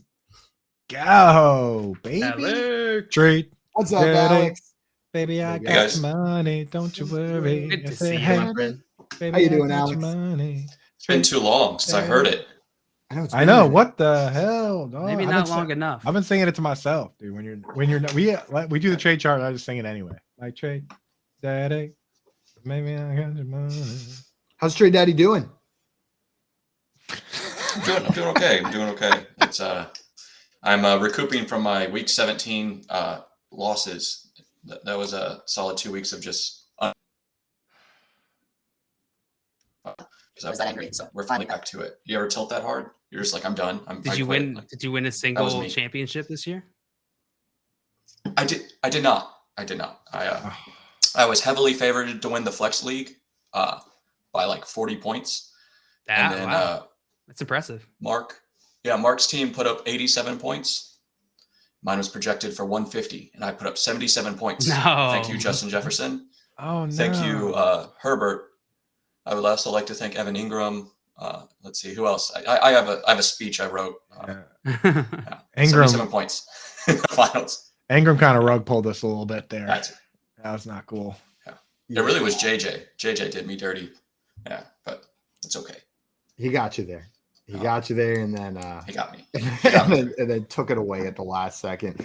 But it's Dynasty season now that Week 18 is in the books. We're in playoff time, which means we're going to talk some Dynasty trade values here. Alex, before we do that, do you want to give people an idea of what it is you're creating? I've said you create the trade value charts, but how you create them and how people can use them? Yeah, sure. So the Dynasty trade value charts are a little different than the redraft because they go year round, right? So what I'm doing is I'm aggregating expert consensus ranks to seed a model. And what that does is it generates a value. I've only run it for 2020 or for December. I still haven't run the January edition because I'm making some updates to how I'm doing it. But what it does is it calculates a value for running back, wide receiver, tight end, and quarterback, depending on the format. And then what's also cool is it has the picks built in. So it breaks it down this time of year by early, mid, and then late, like first, second, and third, because we don't know until really the NFL draft what the 101, 102, that really means. So throughout the year, it'll even shift from just being a blanket, here's a first, here's a second, and a range to mid, early first, because we just don't know where people are even going to end. So I'll see people starting to trade 24 early firsts. You don't know what the hell an early first is for the 24 season. There's a whole season to play. It's too soon. Yeah. You can't make that assumption. So the value of a first changes, or a second or a third changes throughout the year pretty dramatically. Yeah, I always I always just default to assuming it's a middle first, like a mid first. Yeah. And really, I think probably the even better way to do it is to assume a late first, because I have seen so many people try and trade. Like I'll be talking to so many people in trade talks. They're like, this is definitely going to be an early first, and then it ends up being like the last pick. Yep. I'll give you an example. Oh, go ahead. I was just going to say, can we get a link to the Trade Daddies Dynasty trade chart in the chat, please? It is in the FYF chat, pinned to the top, so you can click that to see the Dynasty one, and we'll get it shared in the BSN chat. Get it shared in the BSN chat. All right, thank y'all. Carry on. Yeah. So like this season, like I was making a playoff push in one Dynasty league, 2 quarterback. I traded my late first for Swift. Well, I had Lamar and Jalen Hurts as my 2 quarterbacks in a 2 quarterback league. So I finished 6th. I made the playoffs, and so all of a sudden it was a mid first. That trade looks worse, but sometimes so you got to kind of make those assumptions. Like I had, Jalen Hurts and Lamar. You thought you were going to do well in 2 QB. Well, all of a sudden you're not. So you just kind of have to. You don't know more than you know. So sometimes you have to bake in that uncertainty and those values. And that sounds like if you just hear those words, you're like, well, of course, but people don't operate that way. They don't operate with you just know what you know. They operate under an assumption that they know more than they know, especially when it comes to what these picks are going to be. And I think it's easy to assume whichever side benefits you the most. Like if you're the one trading it away, of course, you're going to sit there and assume, oh, this is an early first. Like this is an early first. Like you're going to have to pay up to get this from me.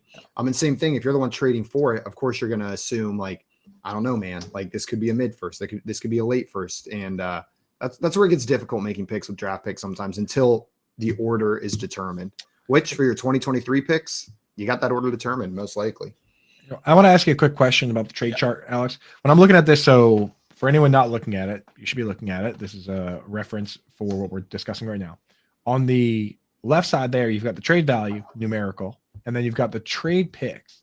I noticed that. So, for instance, you scroll down, it says late first, early second, and there's 3 bars in between that. Does that mean to you that it's like kind of no man's land, or should that be shaded towards one or the other? What's the gist on that? I think a lot of those are kind of breakdowns where there's maybe projecting a break in a tier of the prospects that are coming in. Okay. So between the because there's Bijan and then there's everyone else, right? And one quarterback in particular. So there's that break. So it's almost where I would send a late first for players in that range. Maybe I would want to, if I sent a late first, I would want something on top of that player, like maybe Fab or a third or a fourth, something like that, where there's just a little bit of space where it's kind of no man's land of you're maybe overpaying, you're maybe underpaying, depending on what you're sending for those players in that range. Yeah. That makes sense. Yeah. So if you're in that, like if you're debating between, okay, I have 2 picks. I have my pick that is going to be an early first, and I have somebody else's pick that's going to be like a mid to late first. You might need to, if you're trying to trade for, say, Ramondre Stevenson, you don't want to give up the early first. So you might have to give up the other first and like a third if you're in that range there. That's what you advise people, right? That makes a lot of sense. That makes sense. We got Jay in the chat said I recently traded. And usually it's like I recently traded Stephon Diggs for Devontae Adams in a 2024 second. How does that look on the trade value chart? Pull that up. What were the players again? Stephon Diggs and Devontae Adams. Stephon Diggs for Devontae Adams. And a second. 2023 second. 2024 second, sorry. Is this super flex or non-super flex? Do you know? He did not specify. Because it changes the value of that pick, I think. I mean, just based on the chart alone and where Diggs is and where Adams is, I would say whoever got Adams in the pick. Where are they in the chart? They're in the same tier. They're very close to each other. Yeah. So it's like Diggs is 76 and Adams is at 69. And it says that a second round pick is worth at least like 20 something. So it sounds like you got a pretty good deal there, especially if you're the team getting Devontae Adams. Like if you're competing right now, I don't think it's that big of a swap. You have to remember with Devontae Adams that like the comments he made when he was leaving the Packers were basically like, look, I know Aaron Rodgers only wants to play a couple more years, and I want to be one of the all-time greats. Like I have a longer legacy that I need to worry about. It doesn't sound like a guy who thinks he's only playing a couple more years. It sounds like a guy who's planning to play for a long time. So for Devontae Adams, I'm not necessarily moving him that far down compared to other guys that are like 28, 29 in that range. Well, I think the other thing is like people may perceive the age gap between Stephon Diggs and Devontae Adams as much greater than it is. Devontae Adams is 30. Stephon Diggs is 29. Like Right, it's probably a little bit more than a year. Maybe Devontae Adams turns 31 before Diggs turns 30, but these guys are fairly close in age. Fairly close in age for these two guys. Diggs is like turning 29, fresh 29, I think. He's a fresh 29. Yeah, fresh 29. Yeah, what's interesting is the 2024 second in there. I'm looking at this chart, and that spans the coverage of, it looks like from 19 to 30 is the range there on the trade value range. It's pretty substantial. I mean, there's some interesting pieces that would fall into that equivalent category here, like Ezekiel Elliott, Fournette, James Cook, Keenan Allen's in there. That seems like a lot to pay for a second round pick, not even this year, but next year, especially in a 1 quarterback league. What do you guys think? I get it. I generally play Dynasty differently than that. I understand wanting to get out from these assets, but I think people fear age a little bit too much with some of these players. They are fearful of age, and it makes their teams worse. They want to get out before the cliff comes instead of getting an additional productive year or 2 out of a player. Now, there's a balance, right? Of course, like if it's right before they drop off, you want to sell them and get the picks. But I think people move on too quickly from some of these older players. They start downgrading them too early. And I think that's what you're seeing here. The names you listed, Ezekiel Elliott, Keenan Allen. Keenan Allen was a monster over the back half of this season. Like, I don't think people realize how good for fantasy Keenan Allen was. He was probably a top 5 wide receiver over the back 8 games. I don't have that data in front of me, but I could pull it up. Keenan Allen should be much higher. I'm not trading him away for a 24 second. He's nasty. Would you Would you trade Darren Waller for a 2024 second, 1 QB Dynasty League? It depends what else I have at tight end, but I'm not really super sold on Darren Waller anymore. The things that we really liked about Darren Waller was he was the only guy in town and was getting these games where he had like 15, 16, 17, 18 targets. That's not really happening anymore with the setup they have now. You know what I mean? He's an older player. He's new to us, but people forget sometimes that he was out of the league for multiple years with the substance abuse issues, had to come back. So he is older than you might think, even though to us, he's only been around for a couple of years. And like the situation that allowed for Waller to blow up was crazy. Like if Antonio Brown didn't go crazy, we probably would never got the Darren Waller that we even had in the first place, because they would have had Antonio Brown. If Henry Ruggs didn't go to jail, like if they didn't completely miss on 2 third-round picks, with the wide receiver Brian Edwards and the gadget player that they traded to the Dolphins immediately. Like so much had to go right for Darren Waller to become the Darren Waller he was, that now that they've, sat down and brought in Devontae Adams and brought in Hunter Renfrow, I don't think he'll ever be the Darren Waller again. Like, why would you throw 18 targets to Darren Waller now? Now they have other options. So for me, I am trying to move Darren Waller, but not if he's my only tight end. I'm not going to trade him just to trade him, but he's a guy that I think is more valuable in theory than he is in real life. Alex, what do you think about that? How does that trade if Derek Carr's gone too, right? Because that's I think I was looking at the odds of it this morning or something. It's like 30-1 or something that he's still on the radar. I don't remember what I saw, but it's not a done deal that he's still there. Like, I mean, does a rookie coming in change that calculus even more? Like you said, Waller's old. Like he's 30, 31, right? Yeah, I think that's right.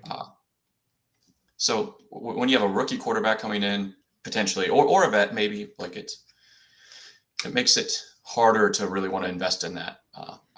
Tight end premium, but like in a non-tight end premium, I'm probably not buying him at that value, because I'd rather take a dart throw on someone a little bit. I mean, there's people around him I would rather take a shot on. Dulcich, Schultz, Komet.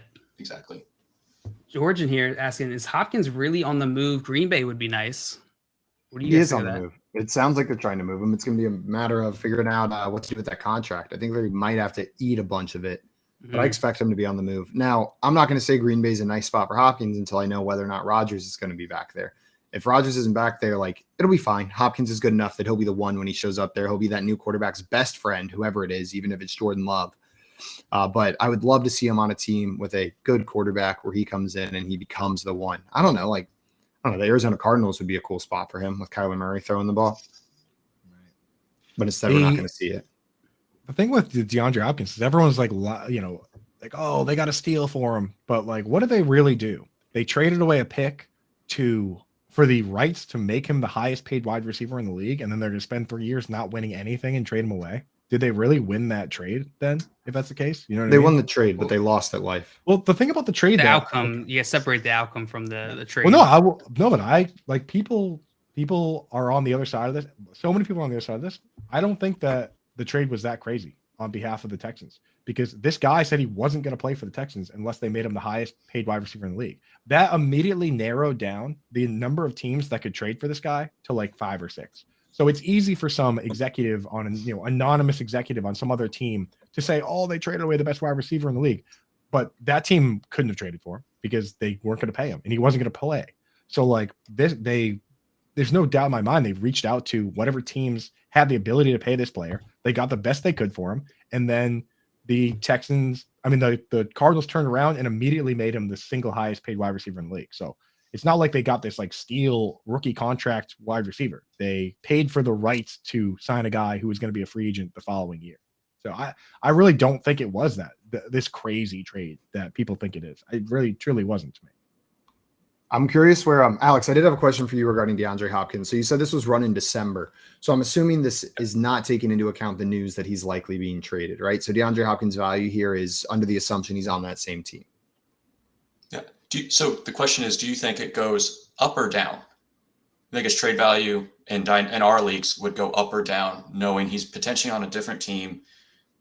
Because his situation in December on paper was with a Kyler who's coming off an ACL and maybe won't be ready for the start of the season with a new head coach. He was suspended. And on a terrible team. I think there's a couple teams where it could go down, but I think in the vast majority of cases, just the hype and excitement of him being on a new team out of this situation is going to raise his value. Now, if he ends up on the Panthers and they haven't figured out their quarterback situation, I could see it going down. If he ends up on the Bears, I think people are pretty down on the Bears passing offense. I could see it going down just because they haven't passed the ball a lot. If he ends up on the Falcons, I could see it going down. But outside of that, like, I don't know. I think his value rises. Maybe the Titans as well. I'm trying to think of some of these like offenses that have really bad perceptions or perceptions of being super run heavy. Yeah, I feel like also it's a good point, Simon. I think the recent success of wide receivers who have gone to new teams for fantasy could raise it up. Affect it. Yeah, it could affect the hype. I've seen Tyreek Hill do it just this year. Like Devontae Adams just this year. Like people are biased. They're ignoring the Allen Robinson. 3 years ago. Go back like 4 years, the perception was opposite with Antonio Brown, with let's see who else. There was a whole string of them. Yeah, Diggs. I just brought up Diggs. If you guys remember, everyone was like fading Diggs in that. They were going into that season. They were not expecting Diggs to do well in Buffalo or it to be a better situation. It ended up being. There was the narrative. I mean, the thing is, it's kind of revisionist history for us to say that everyone thought that Josh Allen was going to be awesome, because his rookie year, his completion percentage was like 50%, which was not even right. So it wasn't even in the top 32 QBs. And then his sophomore year, it increased to like 58%, which was good for 32nd. So he increased from his rookie year to his sophomore year. He increased from completely unacceptable up to the very worst in the league. So that's why the expectations were low, because you looked at this guy, and at the time he was a guy who could run and pass. You know, it just so happened to coincide with the Stephon Diggs trade that he became awesome. But like we look back and think, like in hindsight, like he wasn't a good passer for 2 years, you know? I mean, but I also remember like even players moving teams where maybe the situation was better. Like when Brandon Marshall was switching teams, going over to the Giants, like maybe there was some excitement, but I feel like most people were poo-pooing it whenever he was sent over to the Giants, and it didn't end up very well after he switched teams over there. But I feel like there's just countless examples. You're right, Alex, where now I think the perception is different, but it used to be like player switch teams, let's downgrade them a peg. I do think there's been recent success, player switch teams. JL, your point's so true. Let's move them up a peg because we've seen it. Like, look at this exciting new opportunity for this player. Yeah, worked out great this year. My goodness. So Jay in the chat said, let's not talk about that, please. My bad. He hates bringing up Giants pain. It's a lot of Kenny Galladay. It worked out great for everyone except Kenny Galladay as it recently. Also, better Boston, you're saying I traded Diggs away from Larry Fitzgerald because I didn't think it was a great fit in a keeper league. Worst deal ever. Ouch. Yeah, that one hurts. Sometimes you look back at trades you made and you're like, oh man, what was I thinking? Josh Allen went from 52% completion percentage, 2,000 yards, 10 touchdowns, to 58%, 3,000 yards, 20 touchdowns, to when he got Diggs, 69%, 4,500 yards, 37 touchdowns. Like, bing, bang, boom, dude. Like that, the increase there is insane. 58. He went in the span of 2 years, went from 52% to 69% completion percentage, 17%. That's wild. Absurd. That's crazy. Yeah.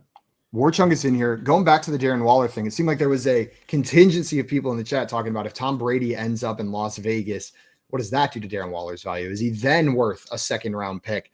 And Warchunk is saying, if you remember, there was a Tom Brady quote whenever he was talking about where he was going to end up.